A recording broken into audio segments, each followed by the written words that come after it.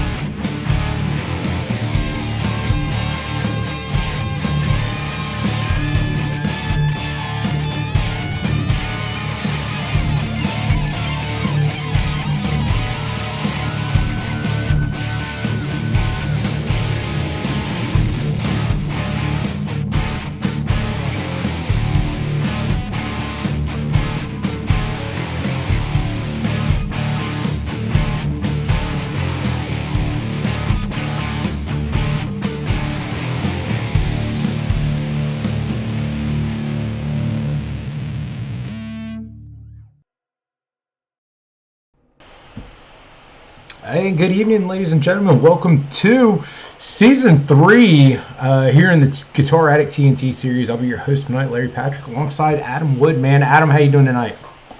Doing great, man. We're out here at Daytona. We have a great race. First race of the season. We had a heck of a run last season with Timothy St. John winning Season 2. So we're going to have a good kickoff here going to Season 3 and see how it's going to shake out.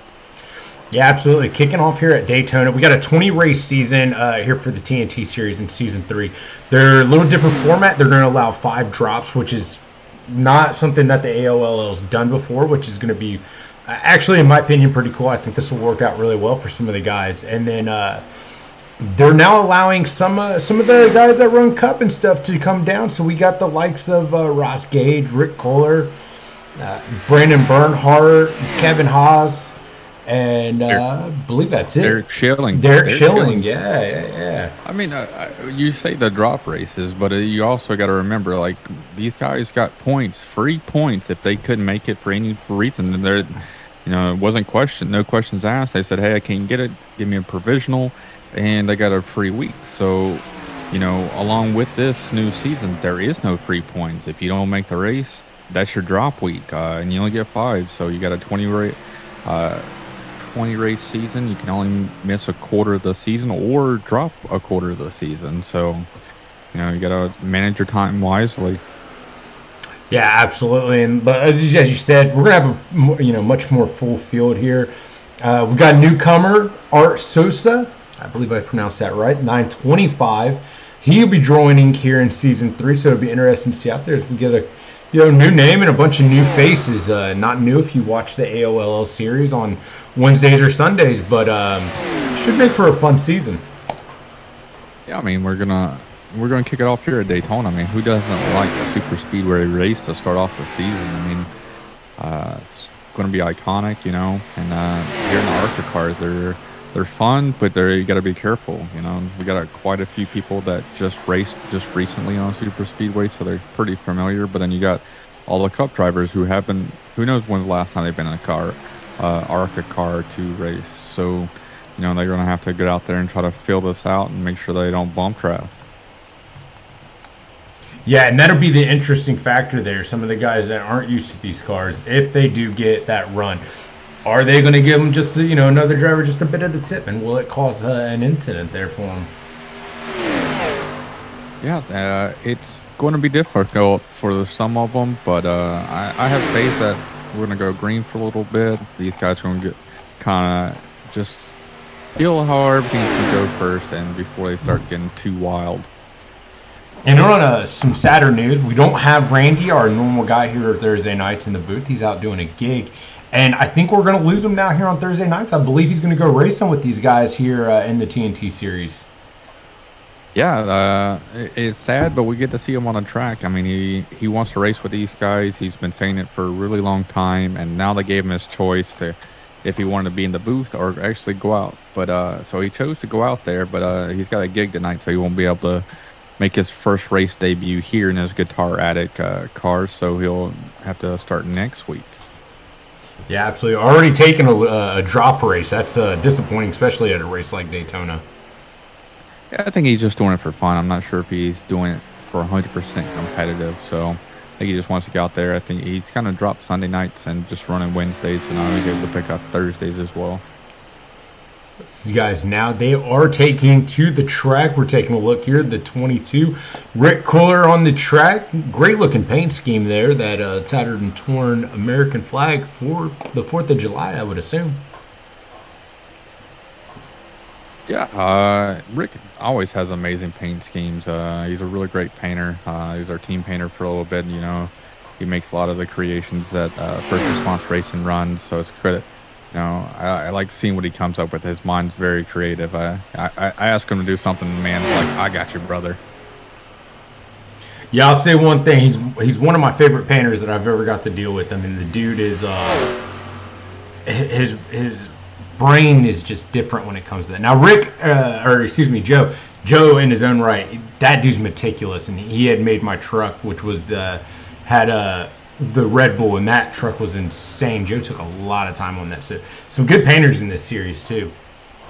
Yeah, Joe just introduces probably first or another Dragon Ball Z paint last night. You missed it out. It kind of looks more like his cup car, but a little bit different with the blue instead of being purple. So he put out a new truck last night in the Sportsman Series. I challenged Joe that he needs to at least make a Naruto one. I am not a Naruto fan, but I just think it would be interesting. You just need to do the Naruto run on the track. Do it for the dirt track, Joe. Do it for the dirt track. Hey, so we got lap times clicking in right now. Your fastest qualifier right now in the first lap is Rick Kohler running a 49.84. But just behind him, not much off, is Tim St. Jean running a 49.85. Well, and Anthony Shrillo with the 49.84 now. Yeah, they tied. We'll see it down to the thousands. Let me look over here at this result. So Rick Cole ran a 840 flat, and Anthony Shrillo ran a 843. So you get them by 0.003 of a second. That's what I like about super speedway. You're flat out, and you can be beat by 0.003 of a second. Why do we say that? Carl Henderson moves up there. Yeah, Carl Henderson moved up there, and then Rick Kohler took it back. Kevin Haas actually come up with a 49.39. Yeah, these guys are moving. You got to look at, qualifying for a super speedway. There's an art to it, It's not just run the flat bottom all the way around. You got to learn how to maximize the speed to be carried from the first lap to the second lap to get the fastest time. Yeah, absolutely. These guys are gradually just ticking away, turning in these laps. Right now we have 18 drivers in the field. Possibly, it looks like maybe 19. I believe David DeParis will race. As far as I'm tracking, he does not qualify currently. Yeah. Joe out there says the Red Bull truck was awesome. Yes, it was. Yeah, absolutely love that truck. Eventually, I will be back racing in the truck series, so I'm sure we'll see it again. Just have to switch team name on it, Joe. But let's see, we still got Kevin Haas is out there still leading it. We got Tom Stevens, Art Sosa, Dave Wright. And all these guys are done now. Anybody that's on the track running, Mike Wisniewski, he just turned in the 8th fastest, but that was on his second lap. These guys now, if they stay on the track, this is purely just to run some laps and get a feel for it, but it looks like everybody's coming in. Yeah, it looks like everybody's coming in right now. We're going to be getting ready for the lineup. We got another... about 22 seconds. Yeah, 22 seconds before we're going to go to the grid. So, fun fact, was it back in 2018? Yeah, 2018, about this time, June, I was able to go out here to Daytona and put a lap down on one of the old school Cup cars doing a NASCAR experience for my Father's Day gift. Well, how'd you do? You gave me something there. You didn't finish with it. So they don't give you lap times, but the top speed was like 153 around the track, and you got to pay probably about $3,000 or $4,000 or something like that. You have to do it multiple times. I think it was 4 8-lap sessions before they would lift the governor and let you have another 400 or 500 RPMs to get you like 160, 165. They want you to make sure they're 100% comfortable before they proceed. Absolutely don't want to wreck those cars. Hey, so qualifying's finished here. Kevin Haas is going to be your top qualifier, followed along by Rick Kohler. In third, Josh Laston. In fourth, Derek Schilling. Fifth, Dave Wright. In sixth, Carl Henderson. Seventh, Tim St. Jean, your defending champion. In eighth, Mike Wisniewski. Ninth, Ross Gage. And in 10th, Blake Ziti. 11th, we got Hitman Manzo. 12th, we got Anthony Scrillo. 13th is Stephen Dominy, followed by John Gordon and Brendan Bernhardt in 15th spot. 16th, we have Tom Stevens. 17th is Christopher Oliver. 18th, Art Suso. 19th is Ed running? Is he on the track? I don't see him on the track, so no.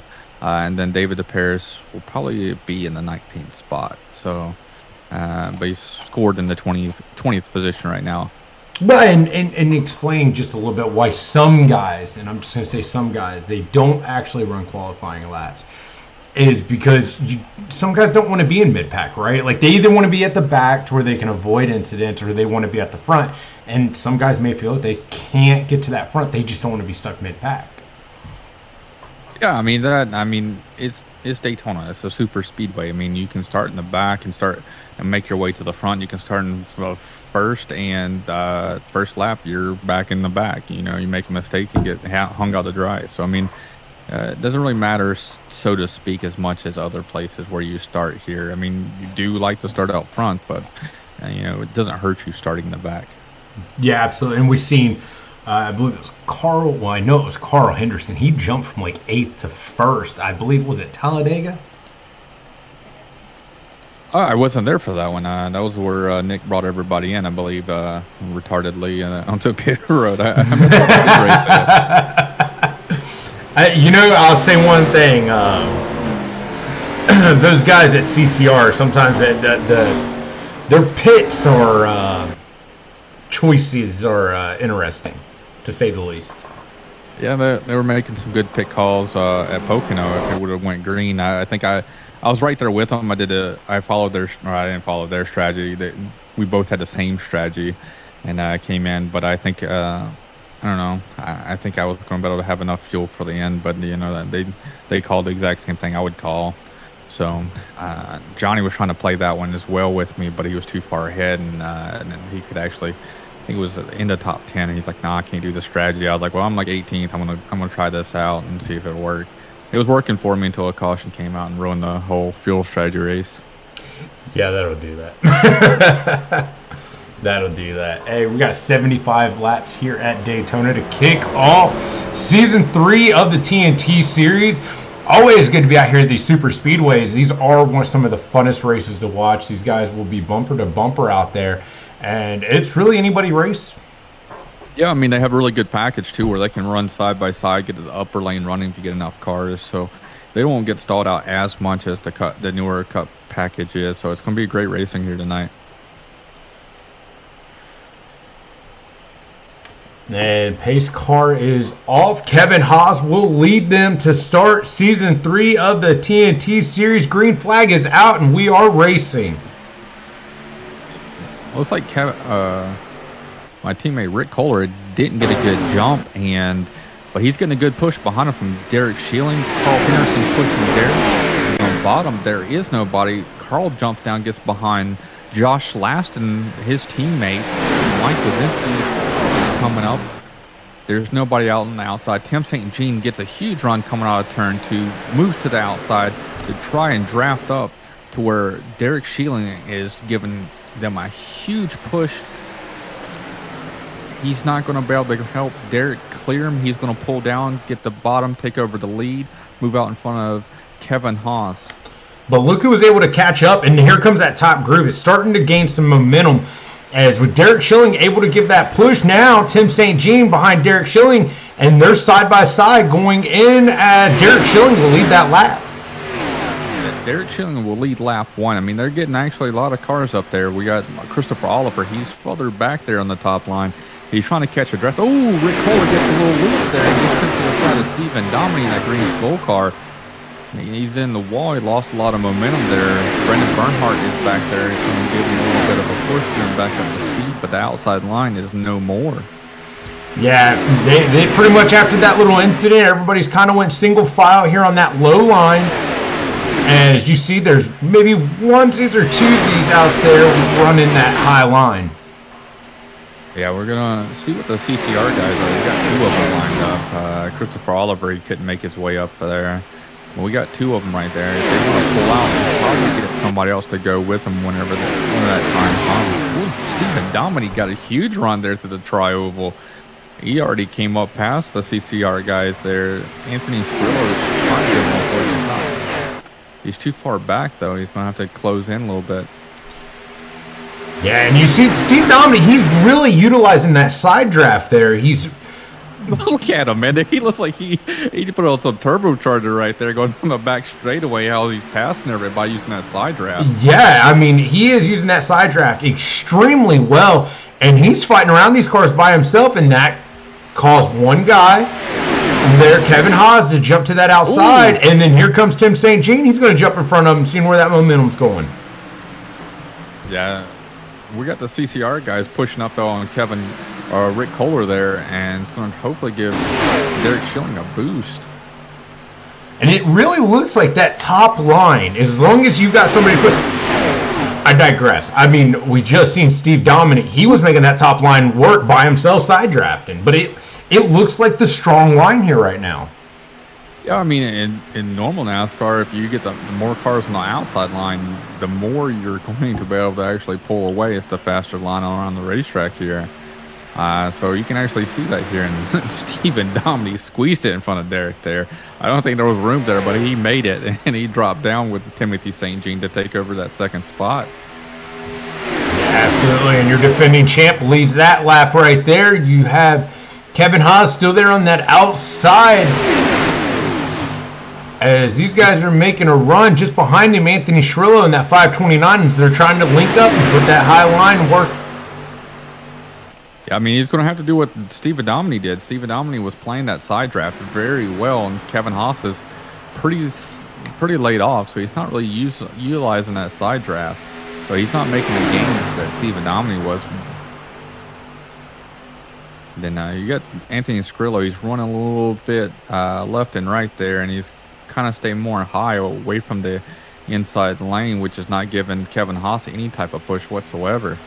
Yeah, absolutely. And we've seen these guys. They're not afraid to run three wide. These guys that are have been in the TNT series, they don't shy away from going to that, three wide and jumping to that outside line.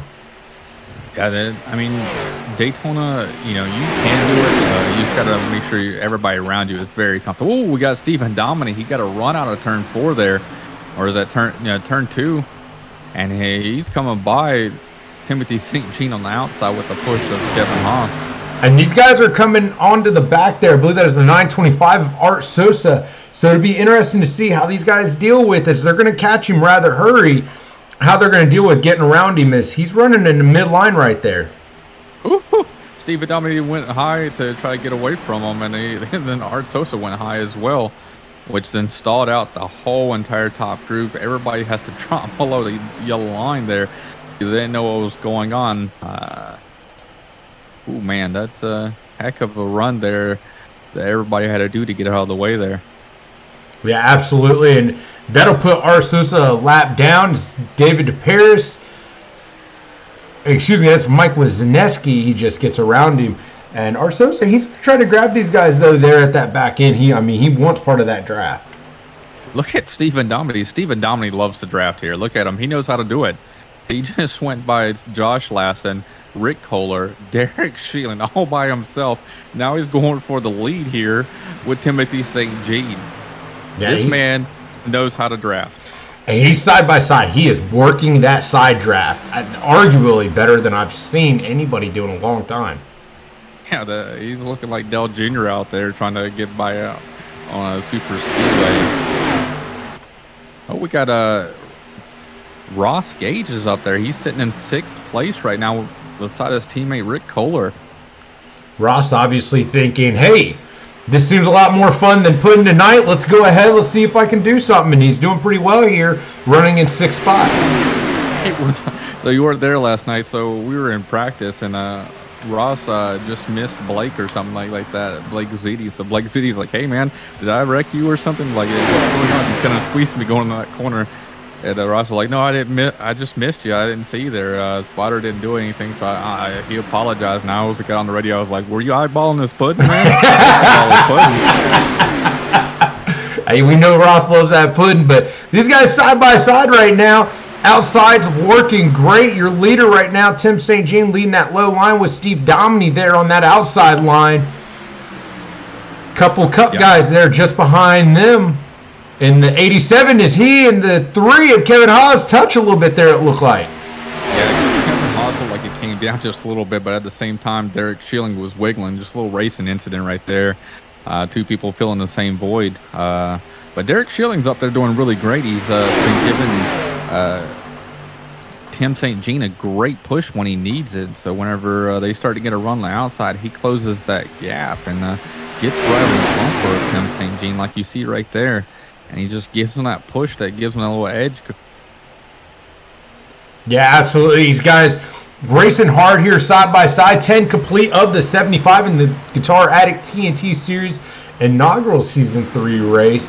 And we've got some great racing here as these guys have been running side by side. Steve Dominy really been able to show how he can make that outside line work by himself with that side draft. It'll be interesting to see what he could do here at the end of this race if he needs to by himself. Yeah, I mean, he looks like he was doing 10 to 15 miles an hour faster than people in the back. So, I mean, he's the man to watch whenever it comes down to when these guys want to go single file late in the race.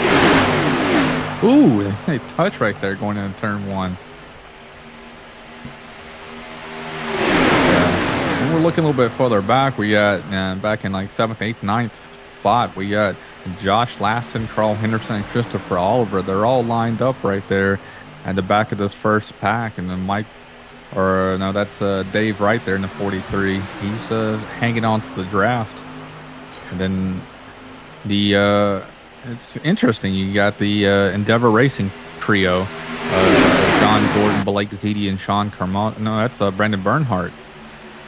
Sorry, I'm not used to saying Brandon Bernhardt here in the TNT series. So we got the trio of John Gordon, Brandon Bernhardt, and Sean Carmody here.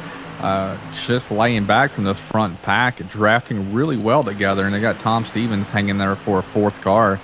Maybe they're just trying to play it safe here. Hopefully you get a really good pit into and exit working together, and then try to overtake this front pack whenever they do go pit. Do a green flag pit stop. Yeah, absolutely. I mean, and you're really starting to see the teams that are out there, they are, kind of gravitating towards each other with the respects of the CCR and the Endeavor guys. I mean, CCR, they're with that front pack, but they're all 3 in line. Nobody's really doing anything kind of sketchy. And then back there, just behind that, in that second pack, you got Endeavor, which may just be hanging back to see if something happens here in this lead pack. Yeah, these guys are having some fun. Let's see what happens here. We should have talked on prior to see exactly what is the full fuel run here. We can try to figure out when to expect them on the pit road. Yeah, we was on board there just for a little bit with Josh Laston. As you see, these guys side by side, we're not seeing too much aggressiveness from that top line at this point. It seems like everything's kind of calmed down from that original burst where that top line was really overtaking that bottom line and jumping down. Blake just said they went back to pick up Pasta, who got absolutely hosed by the O2 at the start. I got you, yeah. Well, I mean, at least you got a 4-person team right now to help draft with. I mean, it's better than 1 to 2 draft overall. And then just work with your teammates here. Everybody do anything dumb. Everybody draft and keep that speed up so whenever it comes to pit stop time, you guys can make up the huge draft. Just everybody slow down in time. Don't let John Gordon lead you wrong. Yeah, absolutely. And like you said, you don't have to worry about somebody jumping out of line there. Those guys are going to stay in line, work together, and when they come down, if they got to come down for a pit stop, I mean, they'll pit with one another, and they don't have to worry about. What you're going to get with teammates, right? I mean, for the most part. Yeah, exactly.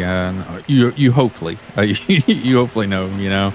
In this type of situation, I mean, there's nothing to gain by leapfrogging your teammate like that. So you're going to have to play the game and just play conservatively, either hope for a caution to come out or, bide your time until that pit stop, and hopefully your team does a better pit stop than everybody else getting on and off. Absolutely. And again, these guys just running side by side right now. As we see the 529, he gets a little bit high there, almost crushing the wall, as you stated earlier.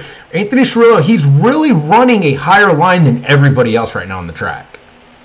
Yeah, he's trying to play it safe, where he's not encroaching the guy below him, pinching him, whatever. So you run a lot higher than what you think you need to run. I know I did that for a while because I didn't want to be that guy causing issues, but then sometimes you go back and actually look at the film like, wait, I gave way too much room for no reason, and trying to adjust your driving styles as he almost scrapes the wall there coming off at turn 2. Absolutely. And just real quick out in the comments, I just got to point this out because it made me kind of giggle on the inside. We got a little back and forth here. Joe Densmore calling the 70s taking it tonight. Oh, the 3's in the wall, and he's running that wall, and he's dropping like a lead weight. How much, how hard is it to get off that wall there? Still on the wall and no wrecking. It's very hard in these ARCA cars. I mean, the damage model makes it hard to get off the wall once you're actually on it. And there's the caution. Rick Kohler crash. Let's see what that is. Well, and there you go. We're going to go back just a little bit. That was Derek Schilling. Ooh. Yeah. It looked like he hit the wall, comes down, caught Rick Kohler. And Rick Kohler slides back up on the track. You see Endeavor do a little bit of a maneuver there to keep from tagging Rick Kohler. Let's see if we can get a blimp view. Woo! Yeah, they came close. Rick held the brakes and locked her down. Was able to... here we go. It looks like there was a little bit of something else that would have caused the 87 into the wall there. As... he looks like he's got to run, and he just tried to come. I don't know if he was trying to go up too much, but he kind of slid up a little bit there, got into Steve Dominy. Steve Dominy, unfortunately, hit the wall, grabbed the 80 as well, and everybody down, into the grass area. Rick got heavy damage there on that front right tire, though. Yeah, that front right tire is demolished, just hanging there. The new tire model, or the new damage model here for these ARCA cars are wild. Especially when you get hooked on that wall. Once you get hooked on that wall, it's almost over. Yeah, absolutely. But anyways, as I was stating right before that incident, so the interesting exchange, Joe Densmore calling it that the 70 was going to take it, that being Brandon Bernhardt. But that was in response to Johnny's Let's Go First Response Racing, and he said number 20 and number 80. Johnny, just to help you out, buddy, that's number 22. 22 is the other first response driver. Oh. He'll be all right. Yeah. Let's see. We're under caution here. We are looking at our leaders. We want to see who takes it. Are these guys going to pit right here? I don't see why not. You come in and get the fuel, and here they go. As you see the fuel coming down, they are going to pit. Looks like everybody's going to pit. Comes the 43. Yeah, everybody's coming in. Yeah, they're going to come in. Let's see, though. Are there going to be any games played? Are we going to do 2 tires, 4 tires, fuel only?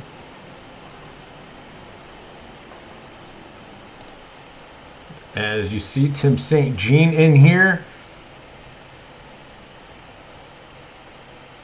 And he's off already. The 50 blew by his pit there. 18 out. Here comes the 14, 31. Brandon Bernhardt in the 70 just following behind them.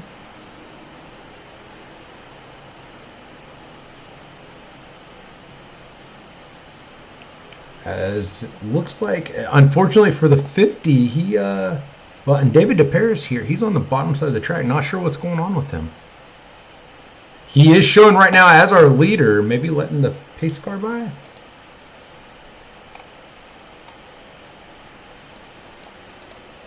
He is in the infield. Now going through the grass. Apparently he was cutting the grass. He wanted to cut the grass. I'll go with that. He's got some side damage there on the left side.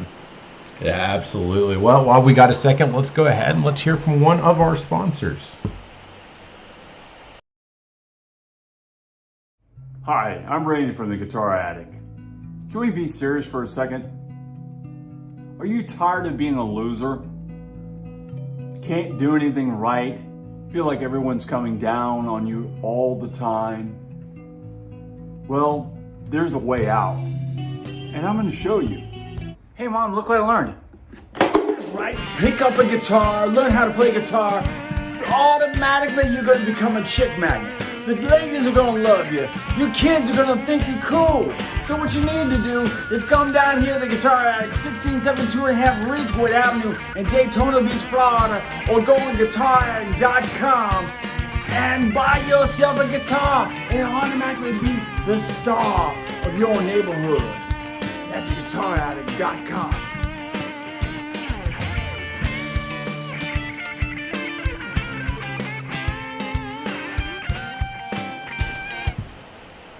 And we're back as we are still under caution. The car is now lining up side by side. We're about to go back green flag racing here, heading into lap 21 of 75 at Daytona.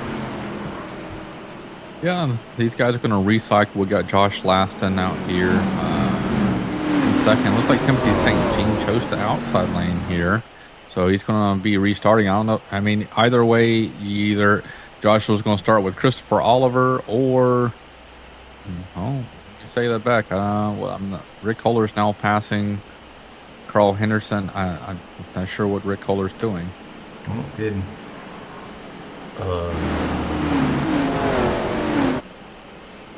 He's at the bottom line here. He's showing as the leader now. Let's see what iRacing says. iRacing says it's Timothy St. Jean, Josh Laston. So.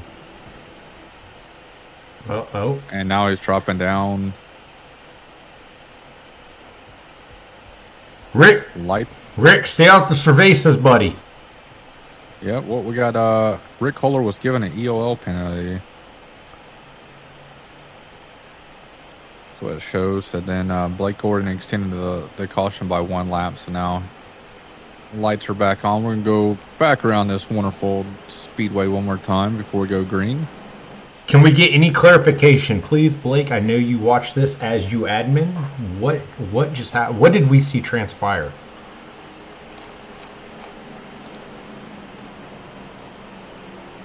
Well, as it is right now, your leader is showing us Josh Laston there on that low line.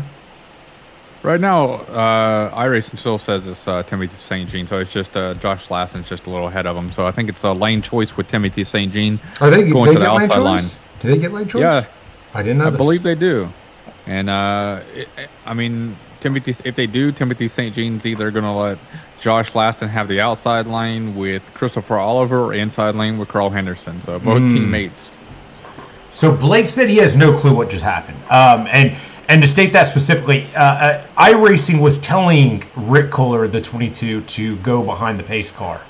So he has no clue what's going on with iRacing right now. iRacing, the most fun simulator, most realistic simulator out there. That's my plug for them tonight. I think Randy said we had to do something like that.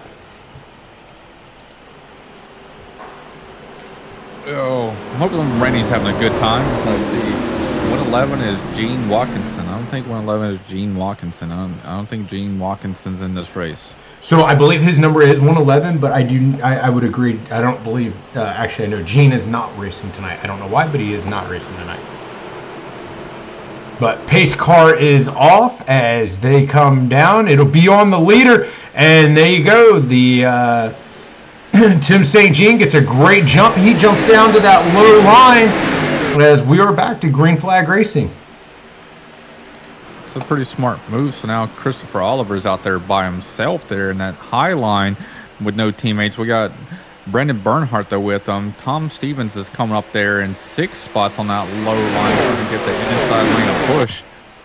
Ooh. Whoa! And last time it's a huge move and almost loses it doing it. Well, and Tim St. Jean looked like he was jumping there to get in front of him, and was unable to do that, but he just pulled his teammate around as they leave the 70 of Brandon Bernhardt to dry as they both jump to that low line in front of the number 6 of Tim St. Jean. Yeah, they made a heck of a move right there. I think Josh Laston laid back a little bit, got a little bit of a run, and just jumped out there. Tim St. Jean was trying to see what was happening, trying to block it, was unable to. But Brandon Bernhardt looks like he's trying to use that side draft a little bit. He's able to capitalize and move past Christopher Oliver there, put himself in second place. Anthony Scrillo is finally sucking up to the back bumper there in the high line. John Gordon sitting third on the third spot there on the high line. Yeah, and Anthony Scrillo, now he has moved out. Wide. He is going to make this 3 wide as they come into turn 3, and he's now up against that wall. He's up along that wall. Can he safely get off that wall? It looked like he did there. Oh, he's still on it. And now he's good. He is off, but he's now off pace by quite a bit miles per hour. He's going to lose the draft. He is going to the back, and the leaders will see him probably about 5 or 6 laps as they lap him. But I tell you what, I do want to say that was a great move by him. I mean, the fact that he didn't, as soon as he got on that wall, try to jump down to get into the pack so he doesn't lose the draft was amazing by him to keep any incidents from happening there. Exactly, and I mean, these things, you feel like you have that huge momentum and move, and that's what he did. Ooh, John Gordon thought to come down, but you don't have it once you actually get out in that clean air when you're drafting. I mean, you feel like a hero getting all that extra speed, and you move out in that clean air, and all that speed just goes away, and you just hit like a brick wall there, and that's what happened. And he stalled out and went backwards. As we got John Gordon getting a huge push by Derek Schilling to the lead, drops down in front of his teammate. Oh, and they are wrecking again. That's Rick Kohler. Rick Kohler is around.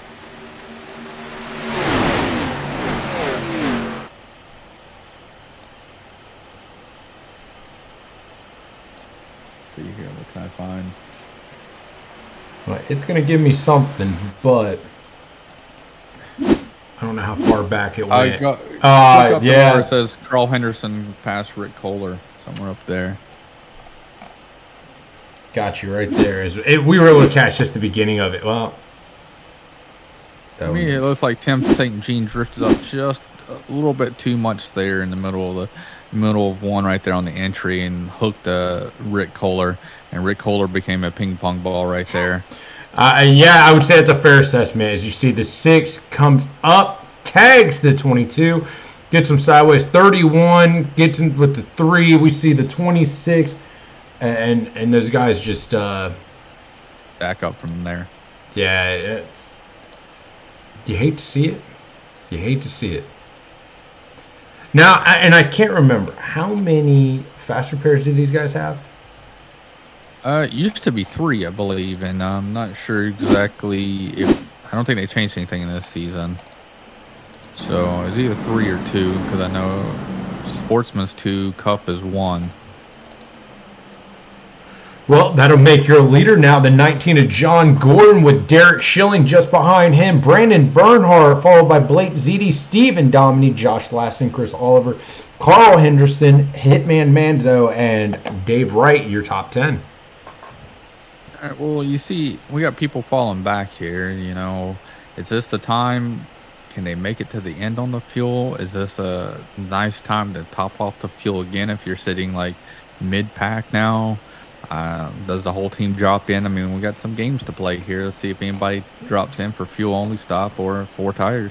Well, and you're seeing them come in. John Gordon right now, the leader is in. It'll be more interesting to see who stays out. So right now, Stephen Dominy out. Dave Wright's still out. I believe Ross Gage stayed out. Mike Wisniewski stayed out. Anthony Cirillo and Tim St. Jean. And it looks like a lot of these guys are coming in, grabbing fuel, and they're headed out right now as we start to see them funnel out. And I don't know what happened to Tim St. Jean there, but not a good pit stop for him. We got David Appears. Looks like he just got the lucky dog get back on the lead lap here. So and just went around. A great shot right there. Those 2 American flag cars, the Budweiser number 3, as well as the Mobil 1 22, getting that fast repair.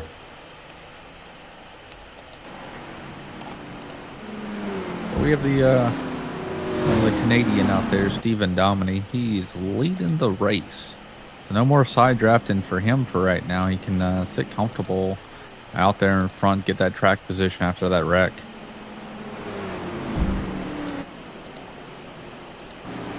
So here at this track, what I found when I was doing my wonderful drive around the track before I ventured into iRacing and all that good stuff is that when you actually turn into the corner, you really don't turn in the corner. The car turns itself, and you just keep going straight. If you want to go up, you go left, and if you want to go right, you turn right. But you kind of stay at the exact same point. I thought when I was going to go into the first corner at 130 something miles an hour as I'm getting up to speed there in turn 3, that I was going to have to basically steer into the corner to make it go left around it. But no, you just continue to go straight. It was kind of a weird thing that that you wouldn't think though while watching NASCAR.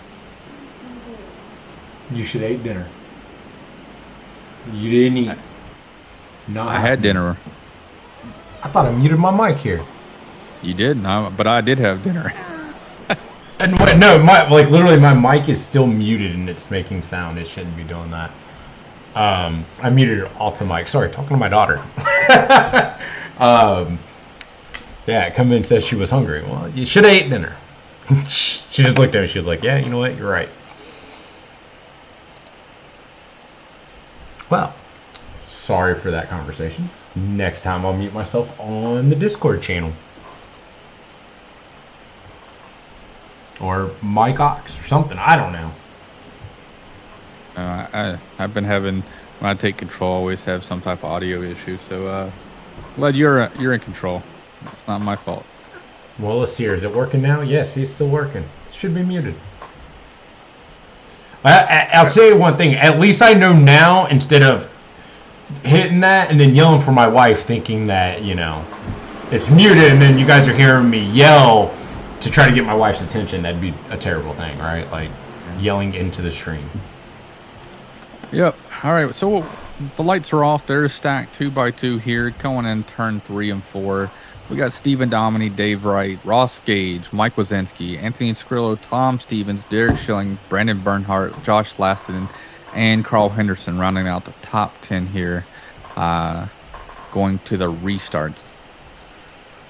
Pace car pulls off. There, door to door. Stephen Dominy takes off. Green flag is out. Ross Gage gets a good jump there with Stephen Dominy. Dave Wright pulls down in front of Anthony Scrillo to block his run. He gets turned around. Green flag stays out for that single car spin right there. Now the yellow flag comes out. Uh-oh. Yep, exactly what I thought just happened. Having some technical difficulties here. See, look, you just say that you were, happy that I was having, or you normally have issues. You're glad that I was doing this, and now I'm having issues. As my timing and scoring has decided to quit working. It ceased to exist. Yeah, absolutely. Well, let's help desk it, shall we?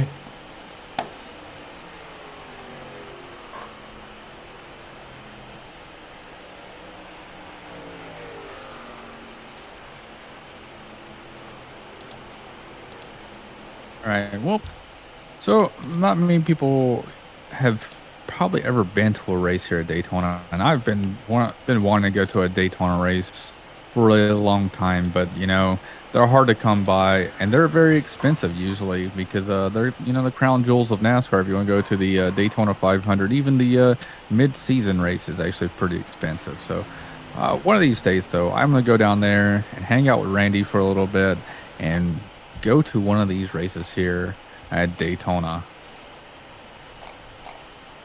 It'll be a blast. I mean, who doesn't want to see it? I mean, I want to do this race. I want to go to Dega and go down there and see what the Dega life is like. Yeah, I've heard so many different stories, different experiences on these types of tracks, and the different type of experiences you get at each track. I've seen some at Bristol. I've seen it at Charlotte. A little bit at Dover. You know, you get to see a lot of different personalities, and you know, each race is different. The crowds, the mentality, and it's great to go out and see the different crowds. But these guys, we're back here getting ready. We're back. We're good now.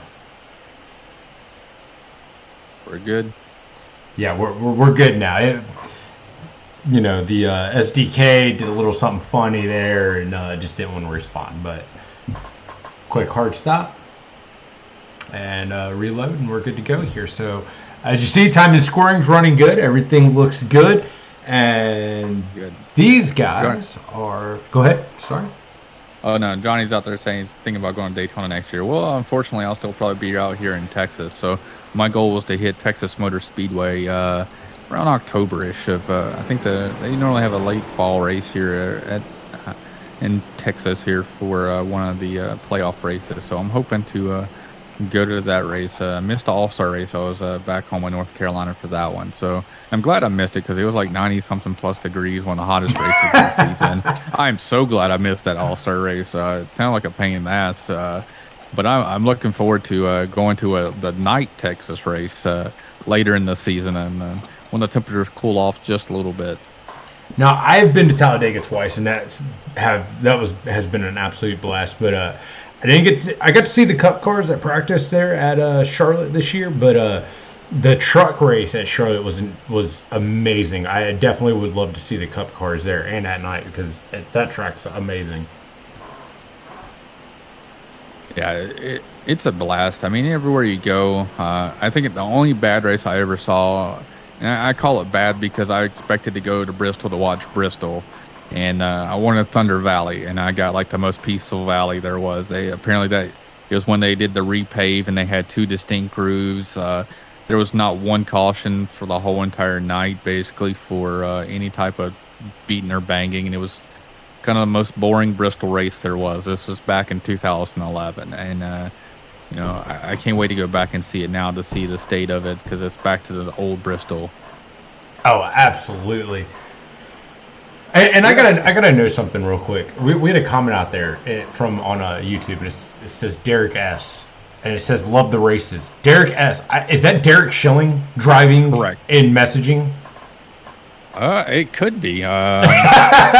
Multi-talented. He's probably got like on single or triple monitor. He can be out there doing these caution laps. They're doing 60 miles an hour. So, you know. We got Kerry Roberts. Go, Bub, go. Who is Bub? Who are you rooting for, Kerry? And then we also had Miss Joyner out there. She's out there cheering on the CCR guys. So we got some good fans out there. If you're out there listening to us, let us know. Who are you rooting for to win the race here for the first race of the season here in the TNT? As I say that, the pace car is pulling off. Stephen Dominy leading them to the field. There's a huge gap between first and second there on the inside line. Stephen Dominy gets a good jump on Ross Gage. Ross Gage, though, is able to hold right there with him. I'm surprised he hasn't dropped down yet to get in front of him or get behind him. Oh, he's going to go low. Oh, we got a great move right there and going into turn one. Brendan Bernhardt drops low there as well from the top group to the bottom, gets in behind Derek Schilling, gives him a big push, which is pushing Ross Gage. Ross Gage is dropping out of his rearview mirror right now, hoping to keep Derek back there, but he didn't. He jumps to the high line in front of Stephen Dominy. Stephen Dominy's going to push him down the back straightaway. He's going to clear him. Both cars clear him. Both cars drop down. Oh, nope. Stephen Dominy decides he's going to drop down, leave Derek Schilling hanging. Derek is going to drop down back in second place right in front of Ross Gage. That was a great race. Whoa, and Ross tried to jump up and caught Carl. And they are still piling up back there. I'm not sure what that move was from Ross Gage right there. Maybe the nurse said, "Hey, there's pudding," and he looked up. I don't know. Yeah, Rick Kohler got in the back of Josh last and turned him. Anthony Scrillo came out of nowhere, clipped Carl Henderson there underneath caution. And right here, he jumps up right in front. catches the 18. It puts all the CCR guys in the wall, and then Rick, he tags the 18, finishes the 18 off.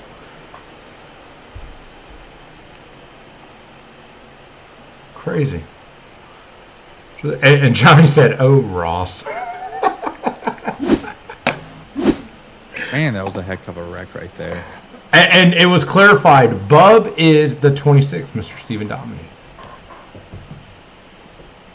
And there's Derek. He commented on Facebook just now. He said that was me on YouTube. Hey man, he's now commenting on both. Yeah. You're commenting on both platforms, and you're in second. Do me a favor, drive. He's out there with second spot right now. I mean, he's doing good. But yeah, man, pay attention to the race. We'll get you afterwards. Finish up high. We'll get you there, man. And Justin Anders said he was rooting for Carl. He's been the nicest to him as a broadcaster. Fair enough. You see Tammy? Yeah. When did the bumper car season start? Tonight, ma'am. Tonight. Oh man, the bumpers of cars, so they're not as flexible or forgiving like they used to be, and now it's you touch them, you're dead. Yeah, absolutely. You or they. I mean, we've seen guys, they tag somebody else in the rear of the car, and it puts the other car around, and the guy from behind gets off scot-free, and it happens. Blake Gordon says, "Well, of all the wrecks I've seen, that was one of them." Blake's probably in the sauce right now. He's the resident admin here, and anybody that watched any of our broadcasts well before this will find out that, well, he does.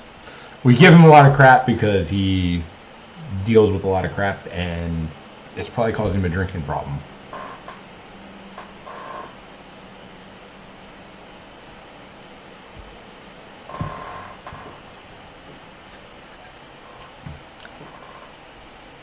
As these guys are pacing around, let's go ahead and take a quick break and hear from one of our sponsors.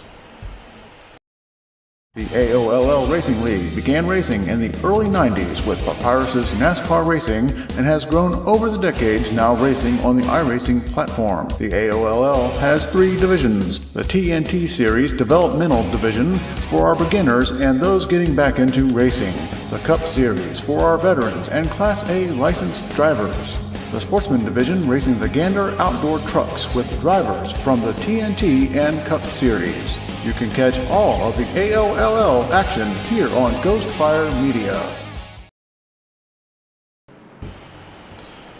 All right, and we're back here. Hey, real quick, if you guys are out there listening, read the comments. See if you get as good of a laugh from them as I do. I mean, I would read them all, but I would literally be here reading comments all night, which I love, and I read literally every one of your comments that you guys put. But that was a good one. That one made me laugh. But we are still under caution here, lap 36 of 75. Pace car's lights are off, and they are lining up side by side. Your leader currently, Steve and Dominy, followed by Derek Schilling. They're on that outside. It'll be interesting to see. Look who's in third. Look who's in third. A recent winner, a recent winner of the TNT series, as well as here at Daytona. He's got a super speedway win, and he's sitting in third catbird seat if anything happens. So let's see if he can hook on the back bumper of Stephen Dominy, not let Derek Schilling down, or give him a good push to get by the outside line. I mean, he's not going to give a big push being about 4 car lengths back there on this restart, though. He needs to close that gap right there and give Stephen Dominy a good push here when they go green. Pace car is off. It is on the leader. Stephen Dominy with a great jump, and the 9 gets a solid jump right there. He's going to get up underneath the 87. That'll keep the 87 on the top there. 87 just got hung out to dry. Hitman dropped in below the number 9 car on the backside. 87, Derek Schilling's by himself on the outside. We got Blake Ziti, though. He's out there. I don't know if he's going to drop in line or he's going to let his teammate Brandon Bernhardt up there. But Derek holding his own. He looks like he's about a mile an hour or two faster on the back straightaway. He needs to side draft just a little bit more because the inside lane's getting a heck of a push. Yeah, absolutely. And right there, but that's showing you how strong that outside lane is and side draft. I mean, he's hanging right there with the leader by himself. Nobody was pushing him. Yeah, we got Blake Ziti there, the pasta man. He's in the second spot on the outside line. Charles Henderson's getting him a heck of a push to get up there to that front. Derek is now, it looks like he's going to lead this lap. He does. He takes over this lap. He's hanging there on the outside. Christopher Oliver is coming in there on the outside to make it 4 cars on the outside. John Gordon's going to make it 5 cars on the outside.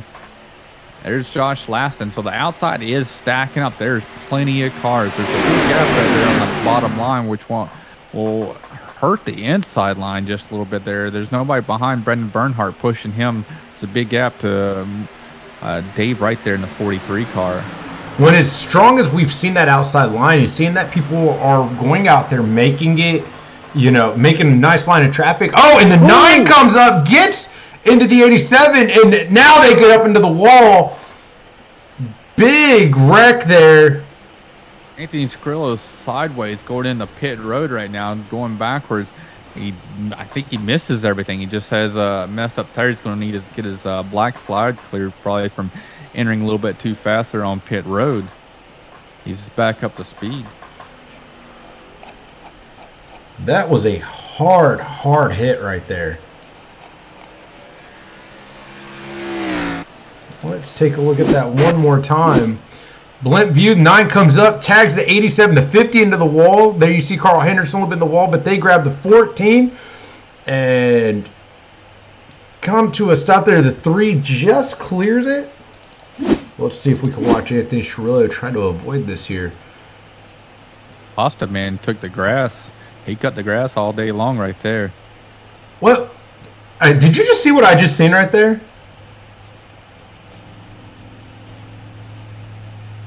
I know I'm not losing my mind.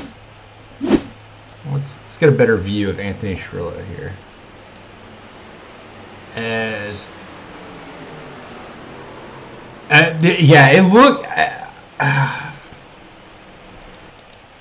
It looks like iRacing registered that somebody just tagged him in his rear tire, and there was a big gap between he and Tim St. Jean. It registered with Tim St. Jean. If you actually watch this angle I'm at, you see damage pop up on the Tim's car. And there was a massive gap between those two. I was watching it. There is a huge gap between Anthony Scrillo and Tim St. Jean. But Tim St. Jean looks like if they were really close, it looked like he would have punted them. But it looked like, he high-fived them and just took them to town. And Miss Joyner said, keep on, Mama's going to have to get on Amazon and get my man boy a roll of bubble wrap. Oh, man. You better get everybody some bubble wrap. And there we go. Justin Anderson thinks he's got jokes again. But yes, I will agree. That was the strangest netcode I think I've ever seen. That was a half a car length in front of Tim St. Jean. I got like slow-mo going on my screen. That's a half a car length in front of him, and Anthony Scrillo got booted for that. Absolutely. Derek Schilling said that hurt. Hey, thanks for letting us know, man, and let us know when you get out of the infield care center, man, what the diagnosis is. Did you sustain a head injury, or is that just how you normally are? I kid, of course. Oh man, these guys are back under caution here. We are getting through this race. We're coming to lap 40 here, so we passed halfway. Everybody, I'll let everybody know we're already halfway through this race. A little bit longer than expected. A few more extra cautions as well than I expected here at Daytona Super Speedway. But we're gonna be here covering all the action for you. And hey, while we got you guys here, tomorrow night, 8 p.m. Eastern Time, The guys from GFM will be back with another podcast. Catch It Randy will be back for that one. Carl and Josh will be hosting it. If you can't catch it live here on the Ghostfire Media channel, catch it on YouTube, catch it on, well, I guess we technically Ghostfire Media channel, YouTube, Facebook, Twitch, or catch it on Spotify. We hope everybody has a great 4th of July weekend too. We're coming up here to one of the greatest holidays in the United States, so we're going to be going to have a 4th of July celebration here on Sunday. So we were debating on whether to have it off, but we decided we're going to actually have the podcast. There have been a lot of great races. First race of the TNT series, great racing at Road America this week. So, and a heck of a race at Pocono this past week. So. A question has arose. Curious on the guest lineup. What, Justin? Are you fishing because you want to come back on or something?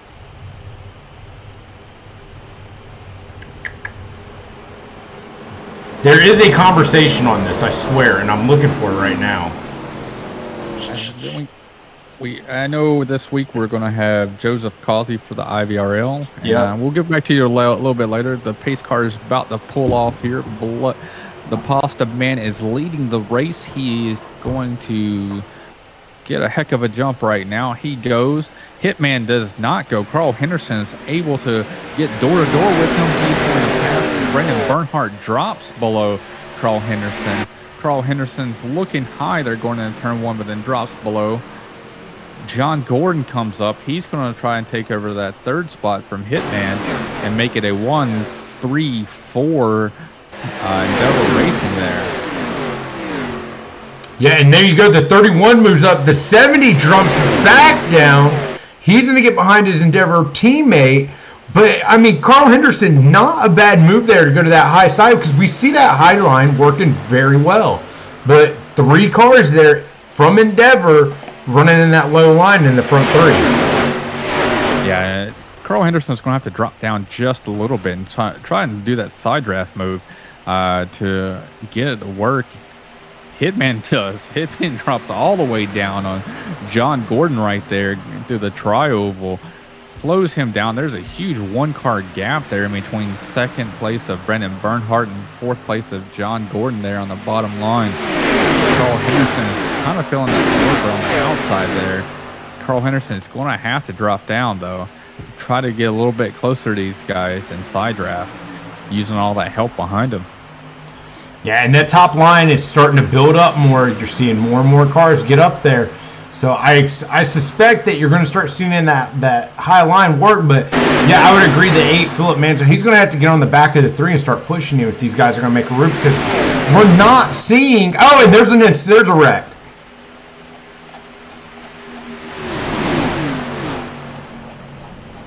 Caution, back out. Oh, and they're wrecking. Before we do anything, let's just see what the heck happened there. It looks like it was Dave Wright and Derek Schilling. Well, I want to see what happens here. While I was getting ready to, I was looking for that.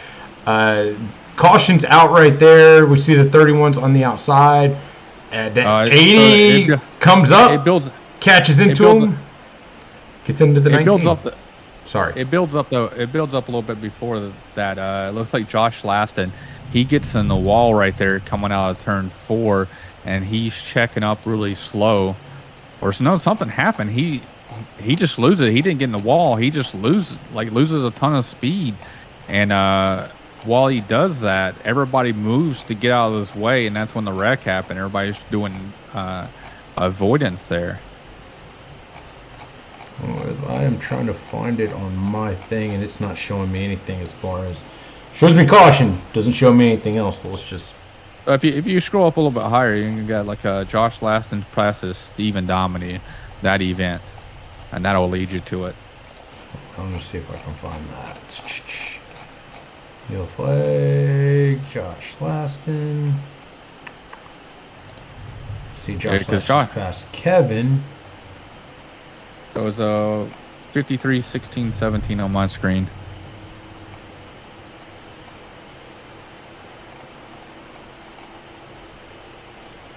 Let's go with this because I'm not seeing that. Let's just.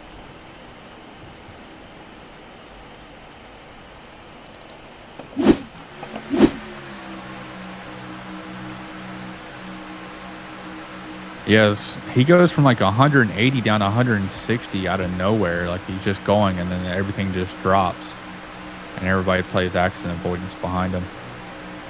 Yeah, right there. And it looks, I believe his car may have blown up. He was able to continue on and hold the speed once he got down to 160, though. So I'm not 100% sure what happened. Because there was a lot of smoke there right before that.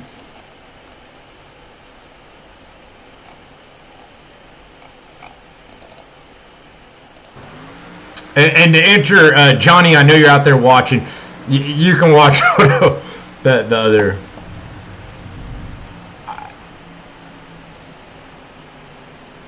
I'm still trying to figure out what that bam bam. I have no clue. Pace car was out. I have no clue. Anyways, yeah, and as Joji said, he was smoking before. I seen that. I'd be interested to know what exactly happened there. As a matter of fact, well, we got a second. We are under caution. Carl Henderson comes in. Yeah, I just watched it. His car started to smoke right there. Yeah, let's talk to Josh. Hey, Josh, it's Larry and Adam in the booth, man. You got a copy? I was waiting for this. Hey, man. Hey, I gotta know what happened there. Did your car blow? We seen a little smoke right before you dropped pace. So what ended up happening was there was a little bit of a blink with Stephen Dominy that may have scared me, and in the process of trying to take evasive action, downshifted. Gotcha. Oh. So. Well, I figured I didn't know it would be downshifting on like something to that aspect, but I mean the abrupt speed drop. I mean when you went from almost 190 miles an hour down to 160 very quickly, and then I see the smoke coming after you. After I changed the camera angle so they were able to see it. Yeah, it was an oh no moment because he's been a little bit around the track throughout most of the night, so. In my brain, it wasn't unheard of that he was randomly just cutting in front of me. So, I mean, it happens. Luckily, I had a fast repair, and I'm back out in the pack, and with 20 to go, anything's still possible. I mean, we've seen it. I mean, we've done it. What's are you going to have to pit again before you go green here? Yes. If we go green the rest of the way, we will have to pit. And you got just under 30 laps to go, right? It's only about 25 if you're in the pack. Fair enough. We're going to throw you back, man. Pace car's about to go off. I want to leave you with this real quick. Hey, Justin Anderson said, shouldn't vape and drive, Josh, man. Good luck to you the rest of the race. Pace car is off, and we are back racing as Endeavor front row there. Great jump by the 50 of the Poston man. The 70 able to get down. He's just going to put down right in front of Ross Gage. As now Ross Gage jumps to that outside. Ross Gage wasn't having that block. He's like, I'm going to get out there. He's going to try and use that momentum of them building up speed on the outside to carry him there on the front, on that backstretch coming out of turn 2. He's got Kevin Haas coming up behind him. So you got the younger guys there and Endeavor racing on the bottom. Oh, they're catching the 43 fast.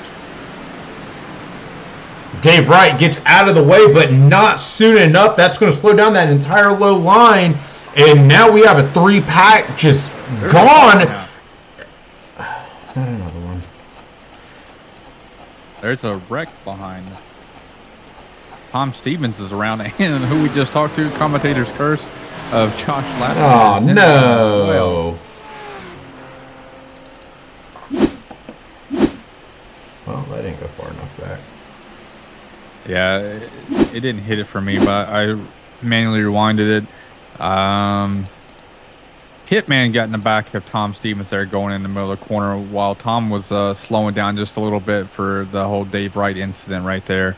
So another incident of everybody checking up and, accident avoidance gone wrong.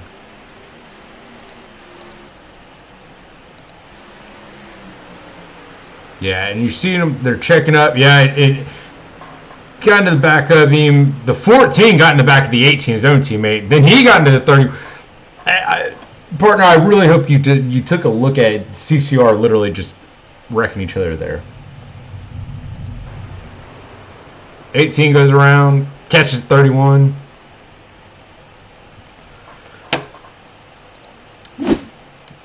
Well, we are under caution once again here at Daytona International Raceway, Speedway.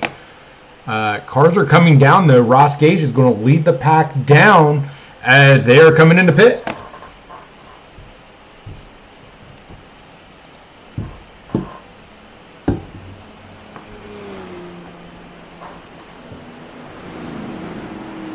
See, did anybody stay out?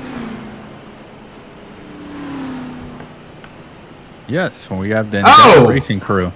And we had an incident here on pit road. Of course we did. We're going to take a look here. Already damaged. Go to the blunt view here. The 02 trying to find his pits. Gets tagged by the 31. I believe he knew where his pits were. I believe he was going into his pits rather safely and got caught by the 31 there. And, yes. Still under caution here at Daytona. Season 3, Race 1 here in the TNT Guitar Attic Series. Your leader currently, Blake Ziti. Got a little bit of, rubbing going on there on the left side of the 50. Yeah, I mean, they've had some hard battles there, a little bit of side drafting going on. So, we got a while. Let's see if Blake Ziti's out there. Let's pull him up into the chat to see what he's up to.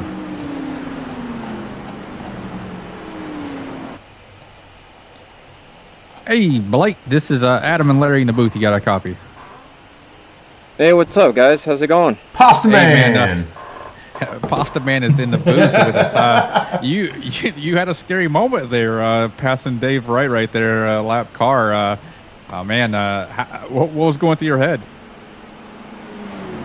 Yeah, I was, I don't know. I was thinking that he was going to stay on the high line, and then he kind of came back down, and I was puckered up for a little bit, approaching him at like 100 miles faster. So it was scary. Yeah. Oh yeah, man! You guys lost that momentum there, and you had everybody had to check up there. But caution came out. You guys are back up front, playing a little bit of strategy, probably hoping for caution breeds caution, and you don't have to make a pit stop, and you're just trying to stay up front.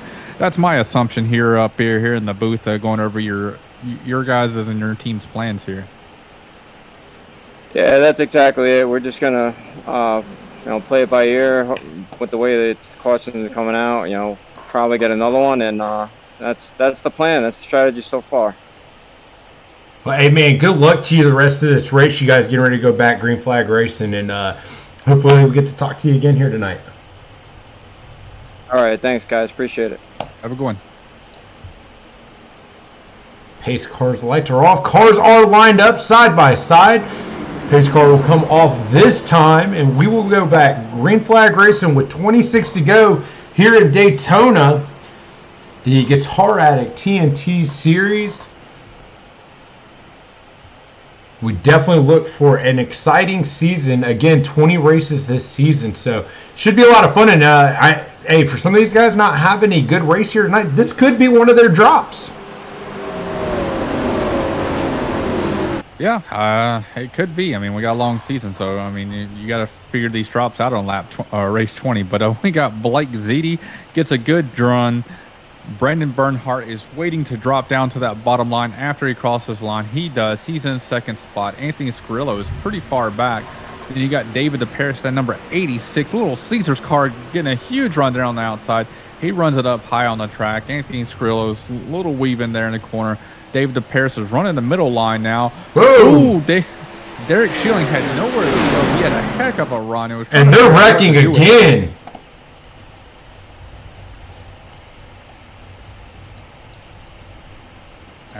once again, another check up there on the entry lap right there, and stack up, and everybody plays accident avoidance. Let's see here. Got a chance. We'll go here because it did not register once again on the system. And we see there they start to check up. 26 gets in the back of the 9, puts him around. He comes up, collects the 18, and right there, another unfortunate net code, and that Carl Henderson, the recipient of that one, those cars coming off the wall, it registered them coming back and catching Carl before he could clear him, and it sent him sideways. Luckily, did not hit anything.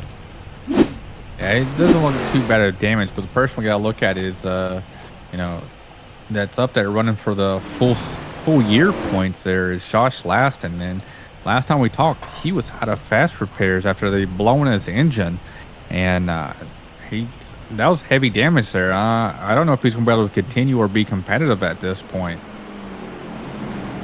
And just so we are clear, if anything happens with this stream, we are gaining some pretty heavy thunderstorms right now. I can hear it rolling outside. Just got the alert on my phone. So if the stream does drop, I do apologize. I am the one pushing the stream, and we got some weather out in my neck of the woods. Gotcha. So they're resetting right now. Blake Z's getting what they're looking for is another caution, get them a little bit of more fuel strategy.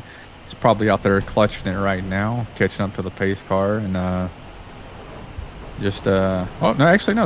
they just came into pit road as I was talking about this. They're gonna come in right now and grab some fuel. There's him, Brandon Bernhardt, his teammate, Kevin Haas, Derek Schilling, Carl Henderson, Timothy, that's Dave Wright. So right now, Anthony Scarillo is now showing as our race leader. Yes, because he did stay out, as well as Philip Manzo. We see the 14 getting a lap back there. This will make Ms. Gutierrez excited and happy as the 529 currently leading out there, rooting on Anthony Scarillo.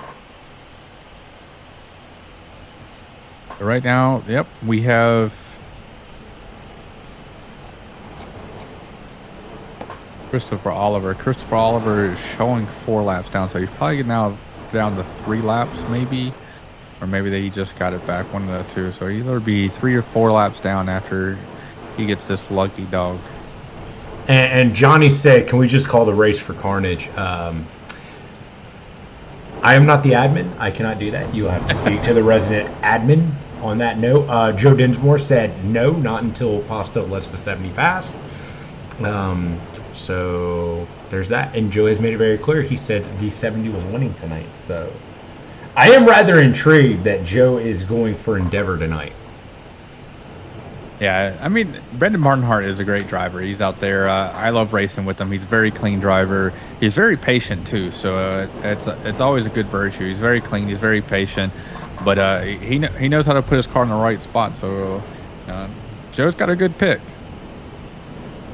Well, I'll put you on the spot then, Adam. Who do you think will win? Well, we got the time. If Stephen Dominy can make it back up to the front, I mean, once he got in that wreck, he's kind of been in the back. But if he can get back up there, I think he has a really good shot. He looks like he really understands how this car works in a draft, and I think he can put himself in. Who knows? He might even try to go 3 wide if he's sitting back there on the outside lane with it. Because, I mean, you see how fast. I mean, he looked like he was passing people sitting still on the, it's like a 2-lane highway, and then just, flooded open for a 3rd lane. There's like, screw these guys, I'm going to go around them. They're doing the speed limit, but I want to go around them. And by himself too. That was the most impressive aspect to that, right? Yeah, I mean, he was doing it by himself. I mean, you see all these other cars out there, when they get out there in that clean air, they just, hit a brick wall. But this man was able to just side draft and just floor it by these guys. So we'll see what he can do. We got Blake says we have at least 3 to 4 more cautions to go here. And then Justin Anderson's also pulling for Brandon Bernhardt because he has so terrible luck. I feel like Brandon has almost the same amount of luck as I have in both the Sportsman and the Cup. Mikey Killer out there, he's going for the 529 or the E8. Currently your top two racers. Mikey, I kind of agree with you. I'd like to see one of these guys win it tonight. Yeah, it'd be great to see one of these guys up there winning. But we got Anthony Scrillo. He's getting ready to go green here. He's control of the car on the bottom line, that number 529.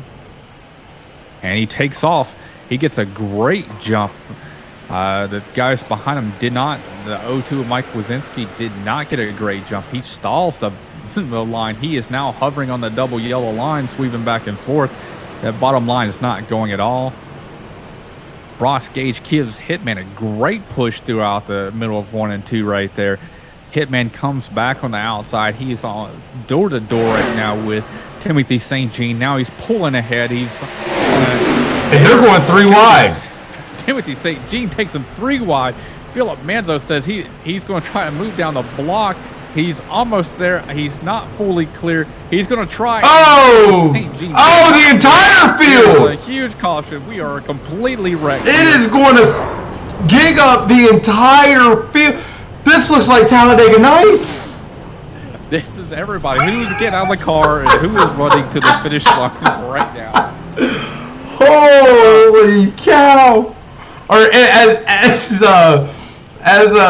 Nick would say, holy schmoly! Wow! Incredible!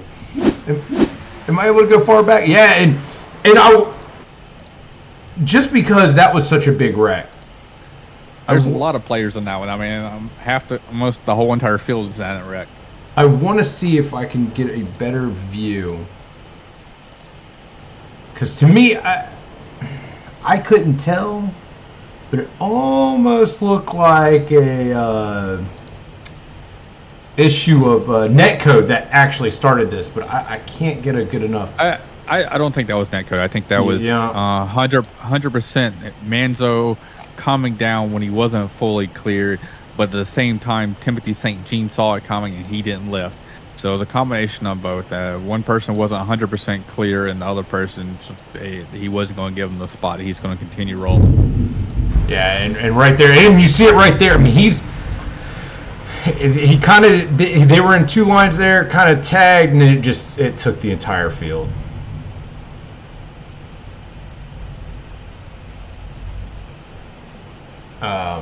I don't even know what to do with that. All right, well, we're back live. Currently, your leader now, the 19 of John Gordon, Derek Schilling. Looks like Derek Schilling. So Blake Gordon out there is saying that Mike Wazinski is apparently starting in 3rd, and that's what's causing the issue instead of 2nd. They've already mentioned it a couple times and told him to restart in 2nd gear, but apparently he might have started in 3rd gear by accident again.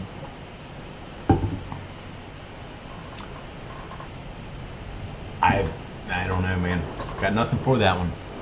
I'm still trying to process this wreck that just happened. We're seeing guys, Chris Oliver, Josh Laston, Dave Wright, 3-5 laps down. That's a big hurt for some of these guys in the TNT series that are chasing an entire season championship, right? This isn't, when you're talking some of these guys with like Blake Pasta and Sean Carmody and Carl Henderson and Tim St. Jean, who's now showing 1 lap down. These guys are chasing a overall season TNT championship, and this is hurting because you're seeing Oliver last in 2 laps down, 5 laps down. I think St. Jean, I think I mentioned he was 1 lap down. So this is really hurting these guys.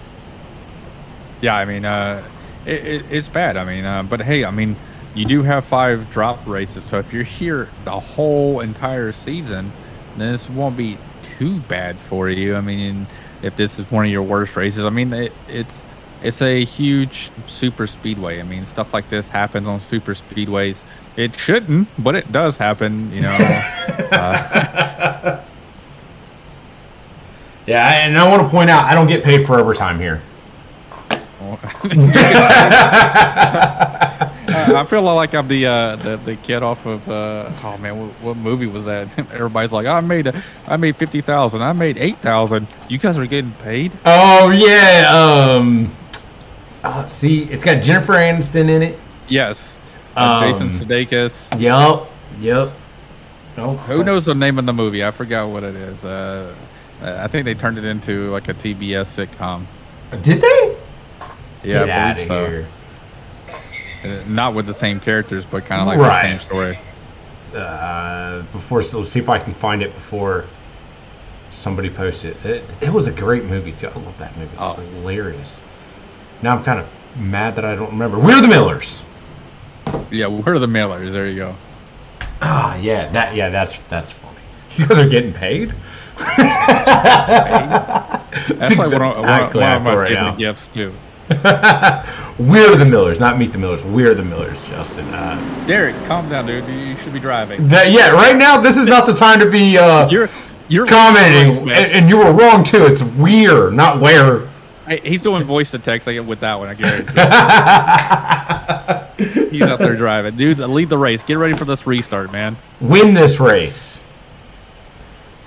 18 laps to go. Pace car's lights are off. It'll come in on this lap. As you look through that field, a lot of damaged cars. It'll be interesting how these guys act, these cars act in the draft, but pace car is off. And we're back green flag racing as Derek Schilling, one of the most commenting people here tonight, is leading the race. Yeah, he didn't get a good jump at all compared over John Gordon there. John Gordon does have a teammate on the outside there. You got the Pasta Man, the 50 car right there, giving a heck of a push on the outside. Kevin Haas is there. Tom Stevens gave him Derek just a little bit of push in there on the inside lane, but he could not hold it there to his back bumper.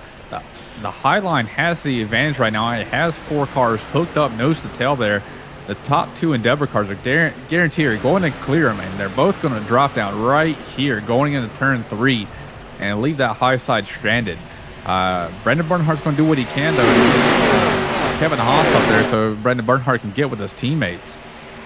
Yeah, absolutely. And we see, like I said, we see a lot of damaged cars there. Most notably right now, the 31 there, he is dropping back just a little bit on how much that's affecting his draft. He was running pretty strong there on that outside, but here comes the 87, that outside. Getting that outside extremely strong. So it'll be interesting here with 16 laps to go. Who kind of hangs back and then tries to, get to that, outside and be that guy that is going to be, on the outside, leading that outside line on that last lap. Yeah, Carl Henderson, I mean, it does take a little bit. Sometimes without that side draft makes it a little, pulls everybody back, pulls the whole entire line back, and just makes it look like the car's so much faster, but when it's really not. It's just slowing the inside down, and then when everybody kind of stagnant like that, it just takes forever for you to catch that last car there on the top. The draft the effect is not there. So much turbulent air is flowing everywhere. You just can't make up the spot, but he finally is there. He's got that 4th car. There's 4 cars on the top, 5 on the bottom. So about an even number right now for the strength. It's just Brendan Bernhardt just got to be persistent there on the back bumper of Kevin Haas's car to make that outside line work. And we're seeing Derek Schilling there. You can hear him. He lifts just a little bit there so he doesn't get too far into the 70. But that outside line running very strong as the 3 of Kevin Haas looking to try to make the pass here on the 19 of John Gordon. Yeah, it's hard whenever you're sitting in that 3rd spot. And the pusher knows what he's doing. Like, Blake Ziti, Brendan Bernhardt, they kind of know what's going on. But you're in that 3rd spot. You don't know exactly what's going on. What type of run is Brandon and Kevin getting? You're playing it by ear. You don't want to give him, Brandon too much of a push, then he gets in the back of Kevin Haas and wrecks the whole entire field. You can't lay off too much, or you get a huge gap like he's got right now coming out of turn 2, which then now Kevin Haas is about to get railroaded by the other 2. 70s to the lead. Joe is probably on his feet right now, cheering because Brandon Bernhardt just got pushed to the lead. Yeah, and you notice right there, he's not moving down. He's staying in that high line. Yeah, I think he's waiting for them to fully clear. They want to bring both the Endeavor cars. Oh! Domini. Just making a weird last-second drop, but everybody was able to get back. Nobody really stacked up there. Now we got a caution out. Caution is out on the field. And that was the 86, Stephen Dom, 26, excuse me, running right there in the grass. And then he gets loose, comes up, hits the 86, and then they catch the 02. Yeah, it's hard to run that bottom line with speed, and 02's got his hood up, finally drops down, so you're able to see as he drives. And that's what I do like about this damage package. The hood will come up and flap up in front of your windshield. You don't know what's going on. Like, you can get Dale Earnhardt out there to push the hood back down, unbuckle, and hood. Well, on the bright side, it sounds like it's kind of calmed down a little bit outside, so I think we may be okay. Could be wrong. Don't want to jinx it.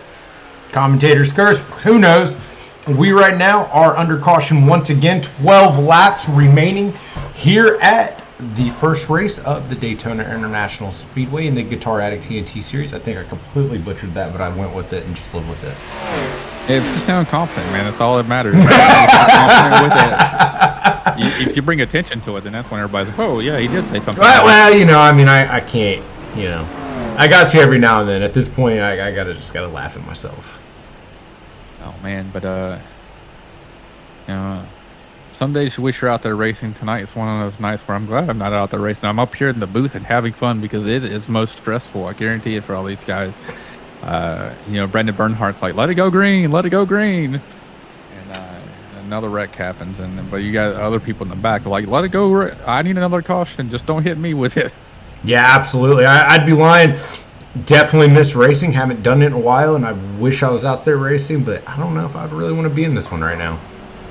Yeah, my first races are back so far. I did Pocono, so that was one. But then next two were Road America and Road America. You know, those aren't my two top of the bucket list to come back to. And let's see, anybody coming down into the pits here? It looks like Josh Laston is. Here comes the 14. I mean, Josh Laston's a couple of laps down. I mean, he's not racing anybody. Let's see, he's 6 laps down. He's not getting anything back, so he's probably just going to do a little bit more damage control, fix the car a little bit more under yellow, get a little bit more racy, so if he can help his teammates out a little bit further. Right now, the only one that's on the lead lap is Carl Henderson, and Carl's back there in 6th spot right now. Ross Gage, he just got the wave around. He's coming around. Looks like he will now be on the lead lap. 10 cars on the lead lap with 11 laps to go right now, still under caution. As right now, your leader is Brandon Bernhardt, followed by Blake Ziti. So Endeavor, and then Derek Schilling. He's running 3rd, followed by Kevin Haas, and then Endeavor again with John Gordon in 5th. Carl Henderson running 6th, Tom Stevens in 7th, 8th, Philip Manzo, and in 9th, Tim St. Jean, and rounding out your top 10 now, Ross Gage, your last car on the lead lap.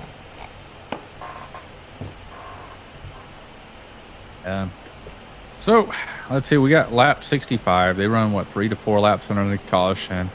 We got at least one. How many green white checkers do we have out there, Blake? One. I'm trying to gauge how many.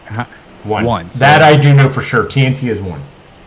So that's three more yellows. We can get 3, maybe 4 more yellows. Yeah, and that's another 30 minutes, probably most likely, guys. We're in it for the long haul tonight. So if we had Randy here, Randy could point us over to where's the best hot dog vendor here at Daytona, so we can walk over here during one of these multiple caution breaks. I'm rather curious, where is the best beer? I guarantee you every beer vendor is the same here. There's no nothing different at one vendor from another vendor. I guarantee it. I don't think there's any artisan houses within Daytona Motor Speedway or International Speedway here. But Randy would know. Randy would know. Where's Nick at? Nick probably won't. Nah, Nick probably won't know that fact. Not sure, man. Not sure. The cars are now going side by side. We will go green flag racing with 9 to go. How does this work, man? I mean, what? I'm interested on who's going to be, like I said, who's going to be on that, leading that top line there in that last lap, because so my doing, me being the leader, is I'm telling my teammate Pasta Man exactly when I'm going. So when I go, he goes, and hopefully gets a good jump on Derek there and sitting in third spot. Blake drops down behind me, and that leaves Kevin Haas up there in the top lane by himself. He's got Carl Henderson, which hasn't been shown with the damage to be able to push. So the top lane's going to go stagnant. If I got my teammate behind me, only person I got to beat at that point is my teammate, unless Derek Schilling pulls out in front of Kevin Haas. Yeah, absolutely. I mean, that's a very, very good point. I would almost venture to want to keep my teammate there on that outside. At least I'd have a friendly face, right? yeah, but I'd rather have a friendly face pushing me. This is true, too. Pace car is off, and here we go. We're back Green Flag Racing, and the 70 with a great jump. The 50, he's going to be side by side with the 87 as they come across the stripe. As we get ready to head into turn 1, is he going to be able to clear the 87? It looks very doubtful. But he's getting a solid push here by the number 3. Yeah, Tom Stevens just dropped a lot of line going into turn 1. Got an awful corner entry, but he was able to recover, not getting anybody. 87, Derek Schilling's all over the back bumper. Brandon Bernhardt going out back straightaway. Kevin Haas is in the back of the Pasta Man on the outside. Pasta Man is door to door, wheel to wheel right now with Blake, or with Brandon Bernhardt. Ross Gage gave Tim St. Jean a heck of a push down that back straightaway. Tim St. Jean is now in the hunt right behind Tom Stevens here. And that high line lost a lot of momentum. Now the 87, he's got room if he wants to come up right now with 8 to go. Will he move to that outside? And there he goes. He moves to that outside in front of the 50. And he's going to make Endeavor try to push him here. And he is going to be side by side going into turn 1 with the 70. Yeah, Derek's going to have to go. Ooh, Tom Stevens getting a little wavy there in the corner again. 87's going to have to drop down and side draft Brandon Bernhardt right here. Good part about it, you got 3 cars pushing really close right there. Tom Stevens nowhere in the picture to be able to give that extra push. Yeah, and on that low line, the 19 now, John Gordon behind the 70 gives him a nice push, and going into turn 3, the 70 is going to be able to make room around the 87, but will the 50 give the 87 a good enough push here to where he's going to be able to clear that 70? That's hard. I mean, you're pushing that guy because you're hoping maybe the 87 will clear your teammate, and then Kevin Haas will come up here and be able to push you to the win. You know, I mean, it's a strategy, but who knows what will happen. Yeah, I mean, I completely agree with you. I think right now 7 to go. We're getting ready to go to 6 to go. I would venture to say that I would probably push the 87 as hard as I could right now and try to game out in front of my teammate and be like, "Oops, sorry, buddy." And then I'm in the 3. He doesn't really have anybody else out there with him, so he has no teammates. He's naturally just going to push to try to gain the positions. Yeah, he's out there running solo. There's no teammates out there for him in this field, so he's just going to have to try to make friends with somebody else to help push. Carl's behind him, but he's a little bit damaged. He's trying to stay on his back bumper. Timothy St. Jean's behind him, which is helping keep Carl right there in the picture. But yeah, the outside lane is not making any progress. Derek's, like I said, he's going to have to squeeze him. He's going to have to run close to that bottom lane. He's going to have to get over there and side draft the heck out of that inside lane. But when's too soon, Like I said, you push to get out there and jump out, side draft, and get in front of Brandon Bernhardt. And I'm curious how much of this is a game for the 87. Is he just laying up right now saying, "Hey, I'm going to hold this line until the last second so that way you guys can't get a run on me on that outside"? Yeah, he just side-drafted the heck out of him right there. You see, he was able to pull through. Oh, and the 50's out. Kevin Haas around him. Kevin Haas, I don't have any friends. See you, bud. I mean, that hurt 87, though. I mean, that move right there hurt the 87, but they're back in. They're digging. They're back into it. But that stalled the outside lane by them swapping positions. But they're back up there. And Derek Schilling, he's probably listening to me saying, "You're right, Adam. I should side draft." And he is now aggressive side drafting. Look how much speed He just made the 87 or the 70 lose right there in the middle of that corner. And look at that run. He needs to use that on the last lap or drop down now, and hopefully nobody uses that on him. I'm going to say right now, and as you see, he did drop down right in front of the 70. I was about to say the best thing happened for Derek Schilling was the 3 getting around the 50, because now the 3 will push him. We know the 3 is going to push him. What's the 50 going to do? Because it's a 2-car outside lane there. And you see the 87, he's coming up, and he shifts himself to the middle. 87 went to go block Kevin Haas's run, but you can't play the Pied Piper in this game right now. You have to run your race and stay on that bottom line and hook that yellow. Oh, and the 50 gets into the 3, into the 19. Massive wreck.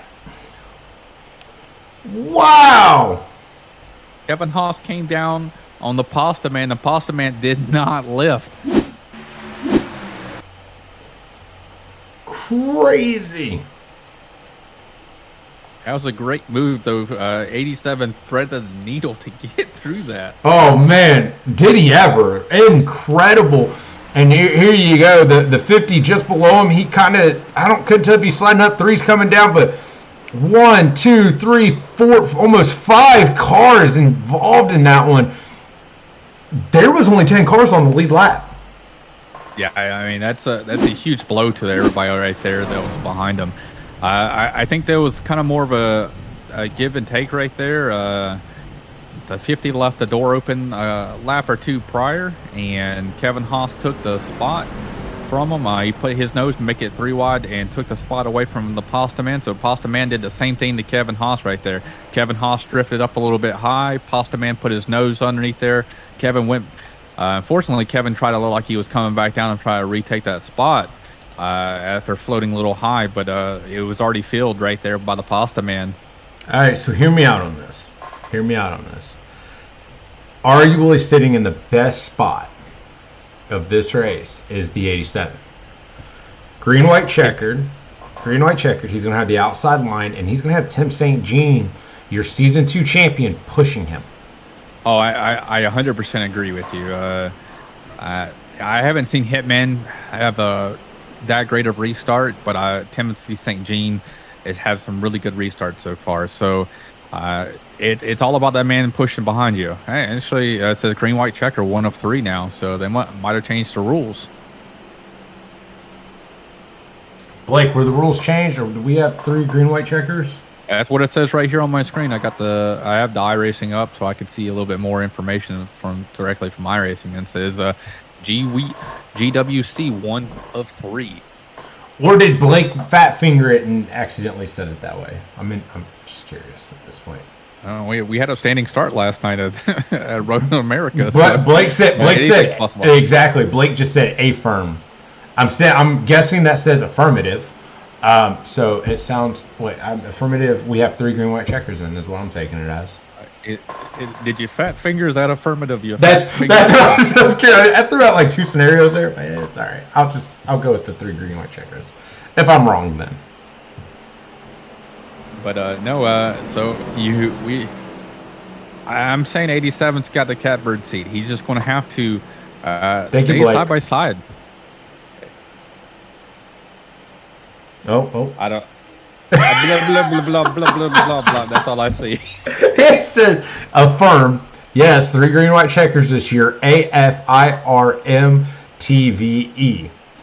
Mine came through all different jumbled up. So he doesn't look like that on my screen. Well, if it makes you feel better, he misspelled affirmative, but that's okay.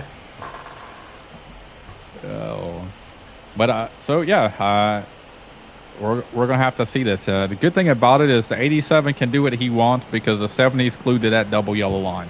So the 87 will be able to try and side draft the crap out of him, but he's got to time this jump just right. Timothy St. Jean's going to have to time it just right to give the 87 a push going in the corner. The question is, does he let, if the push is big enough, does he let Timothy St. Jean come with him for helping them push there on this restart, or does he close the door as soon as he gets past Brendan Bernhardt and leave the door open for the 43 of David Wright to push on Timothy St. Jean? If I'm Derek Schilling, my only fear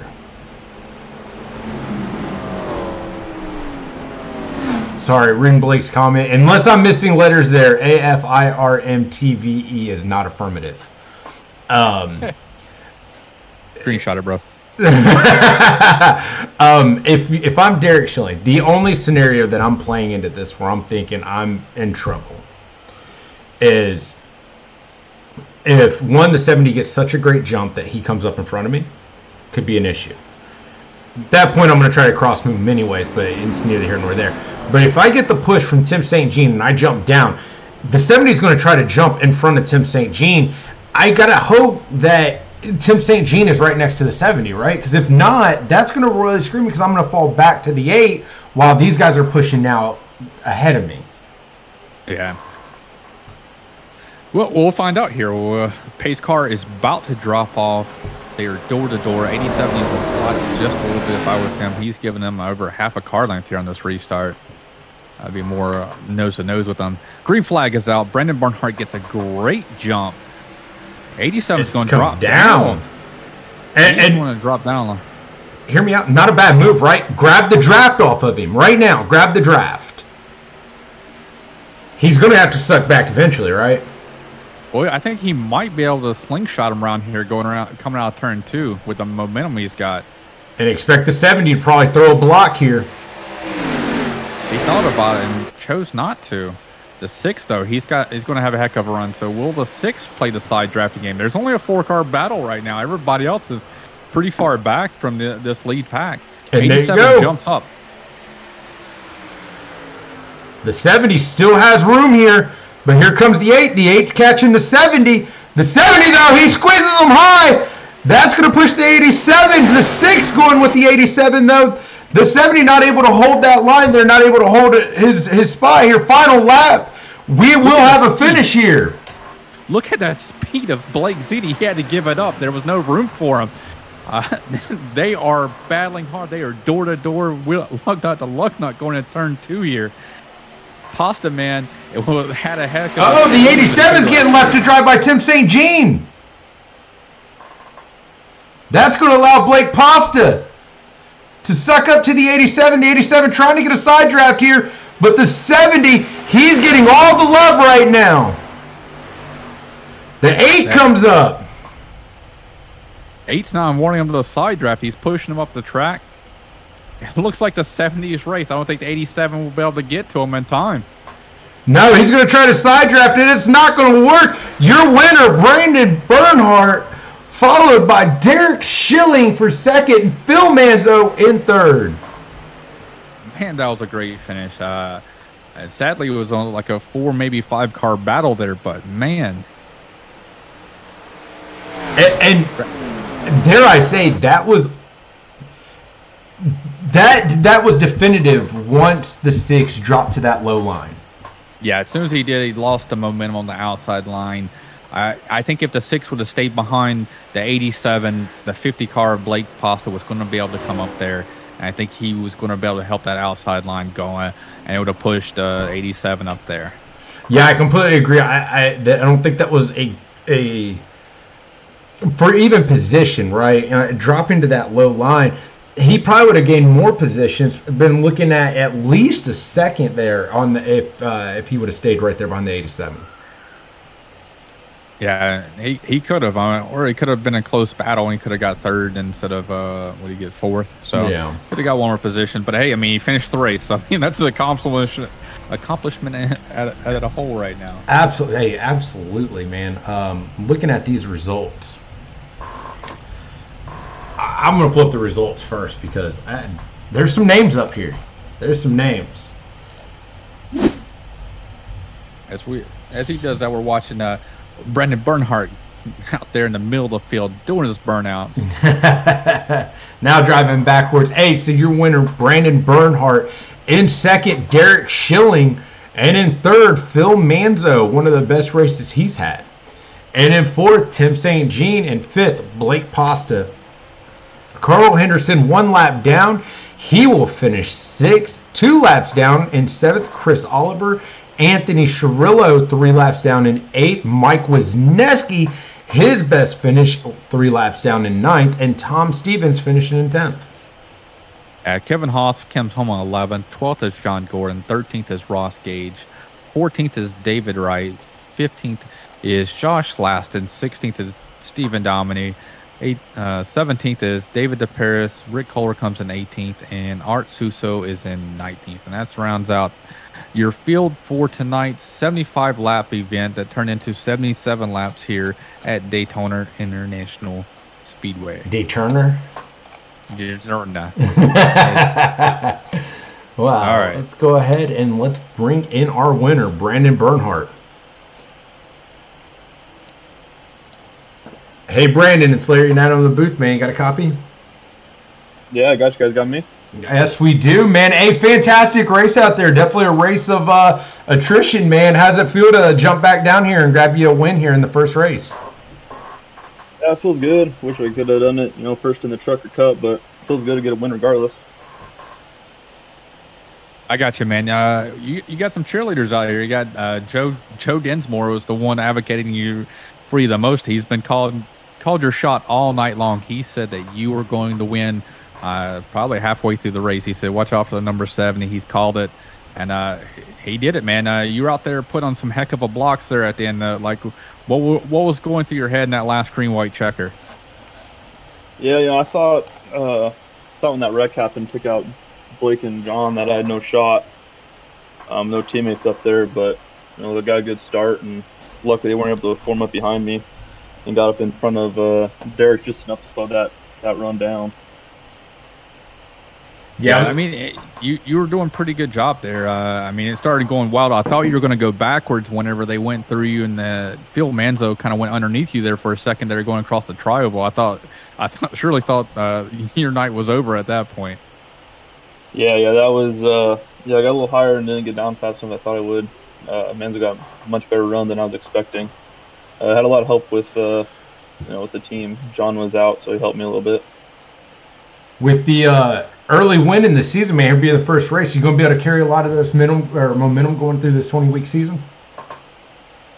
I'm hoping so. I feel like I'm a top 10 guy in this league, so I'll enjoy being down here on this car, but I feel like I got a little bit to prove down here.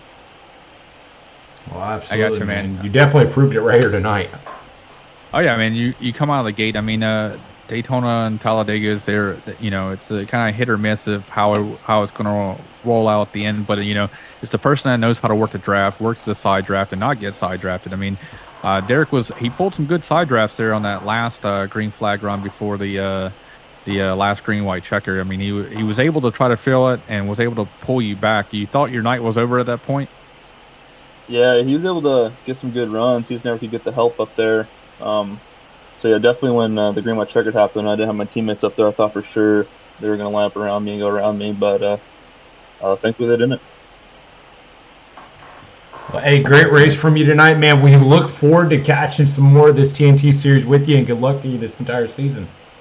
And do not make this your drop week, FYI. Keep this one there. Well, if I win 20 weeks, then this could be a drop week. Well, that's a good goal to have, man. That's a good lofty goal. Do it and rub it in his face at the end of the season, Brandon. Do it. Yeah, thanks, guys. Thanks for broadcasting. I'll go back and watch it. So, sure you guys did a good job. Hey, man, have a good one. Yeah, you too. Brandon Bernhardt. And guess who we get to talk to tonight, Adam? Is it the guy that texts a lot? It's the guy that texts a lot, Derek Schilling. We need to talk to him. Hey, Derek, it's Larry and Adam in the booth, man. You got a copy? Hey, how's it going? Well, it's nice to actually get to hear your voice instead of read your messages, man. You come out with a second, man. How's it feel? I wish I could have got the win, but, 70 was really strong. I think I had a little bit of front-end damage that was kind of hindering me.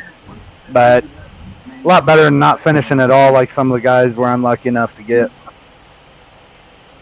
I got you, man. Were you out there listening to me tell you what to do? Because I think I started talking about it and you started doing it. There's a couple things that I heard that I might have used your advice on. All right. But not all of them. I figured as much, but I throw out there. This is like stuff that me as a racer, what's going through my head. I'll say it as a broadcaster, and back in the day before we were fully broadcasting it, we would say stuff in car camera as a team. Now I come with a strategy for while we were racing other people in AOL series, and I know we have a 30-second, about a 15 to maybe 30-second delay between live racing and what actually other people see. And that's always my fear, is giving up my strategy. And it could be like something that's going to work in the long run and other people hear it. Because like you play the broadcast while you're racing. I don't know how that's not distracting for you, because that would distract the heck out of me, but you do it. Yeah, part of the I just got it there for the sound, just trying to hear maybe other guys getting interviewed and seeing what they're saying about the track and what they're doing to fix it. So not really for the video part of it. It's got the screen off, but got the sound up. So I gotcha. That's sneaky. Well, hey, great race from you tonight, man, and we can't wait to watch you some more. I do have one request for you, though, man. Don't text and drive. No. I mean, you did pretty good. I think you would have won the race. You went texting and driving, but that's a conversation for a different day. I need you to update your little thing down here. It's so plain. 87, Derek Schilling. I need some information. I need a picture. I got you. I got to get that taken care of. I've been meaning to do that and been busy. No worries. Hey, man, you drove a hell of a race. You were up there most of the night. I mean, you were battling, gotten a little bit. You threaded a needle there on that one last huge wreck. I don't know how you did it, but you were able to squeeze right through there to keep that up front and not have to go in and use another fast repair or be out of fast repairs. Who knows what your situation was. But, I mean, you squeezed the needle right there to get through it. And then what could you have done different there at the end to get the win? Get a better restart, honestly. I knew I had a really bad one, so I tried to dive down and get to that inside line and maybe be a little bit more aggressive coming out of 2 when I kind of lifted, because I was honestly scared of somebody else getting a run if I pulled out and didn't complete the pass, and they were going to be able to just push right by me. So there's so many uncertainties in my mind. I just didn't have the confidence in myself of what I was doing. Yeah, I was expecting you right there, because you were pretty far back going in 1, like almost a car length, and you were able to draft up to him.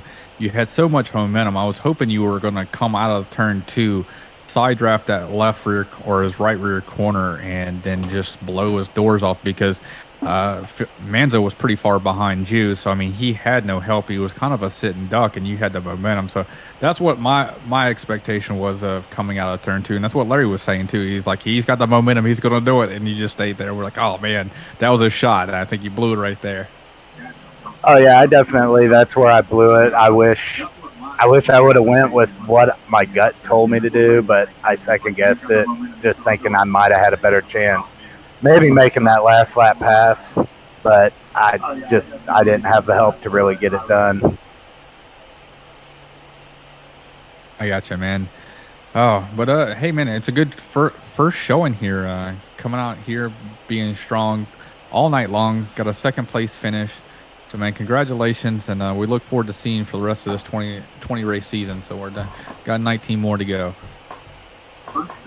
Oh, yeah, I appreciate it. Appreciate you guys broadcasting. You guys do a good job broadcasting. Thanks, man. Have a good one.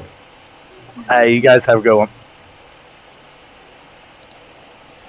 All right, then. Derek Schilling, and got to do it, man. Let's bring in our third-place finisher, Mr. Manzo. Hey, Phil, it's Larry and Adam in the booth, man. You got a copy? Hey, guys. Yes, I do. How you guys doing? We're doing fantastic, man. Great race from you here tonight, grabbing a third. How does it feel to come out here and get a third quick, early in this season?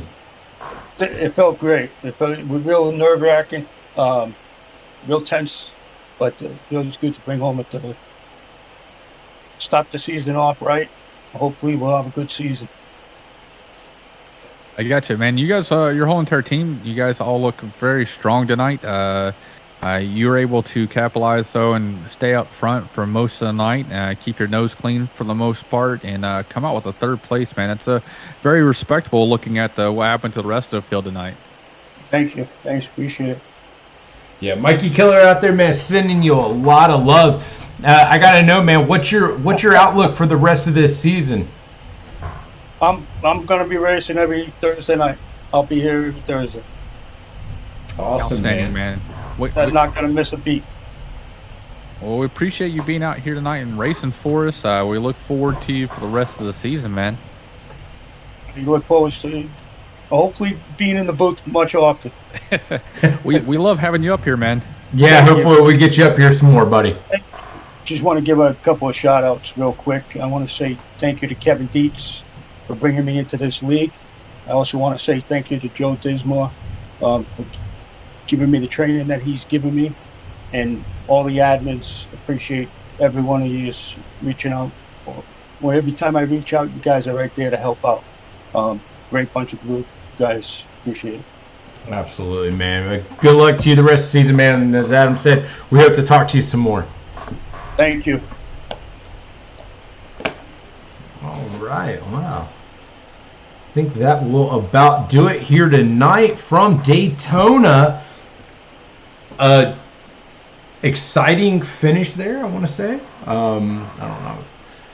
I look forward to this season, man. 20 races, 5 drops. So I think, and especially what we've seen with the TNT series, the racing always gets better as the season goes along.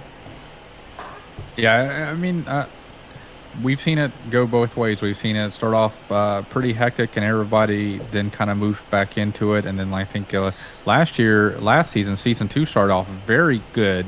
And then halfway through middle, I think everybody started getting a little bit more aggressive, fighting for the points coming towards the end.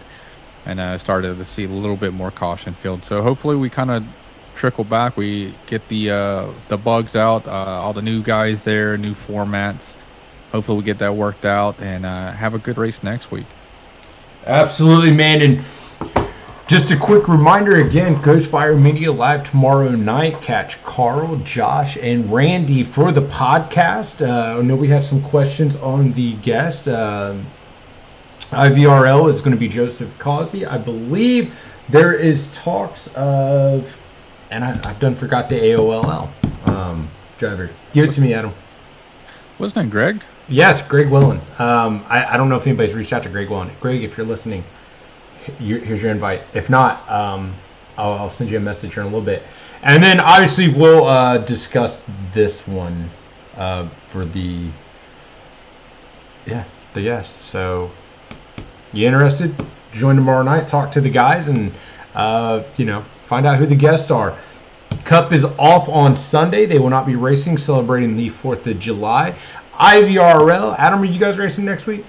Yes, we'll be racing at Atlanta. I cannot wait for that. One of the best tracks for me. I don't think I'm going to win, but I want to have a better race than I did last time. And last time I got taken out a little bit too early, not to my own fault. So I'm looking for a little bit of redemption to be up there and running up front with these guys.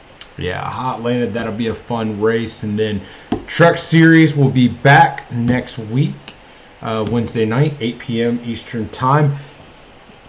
And then catch us again for the AOLL TNT Series, again, back for next Thursday. So we look forward to a lot of good racing, and we look forward to this 20-week season of the TNT and see how this all plays out. Until next time, guys, we'll see you later.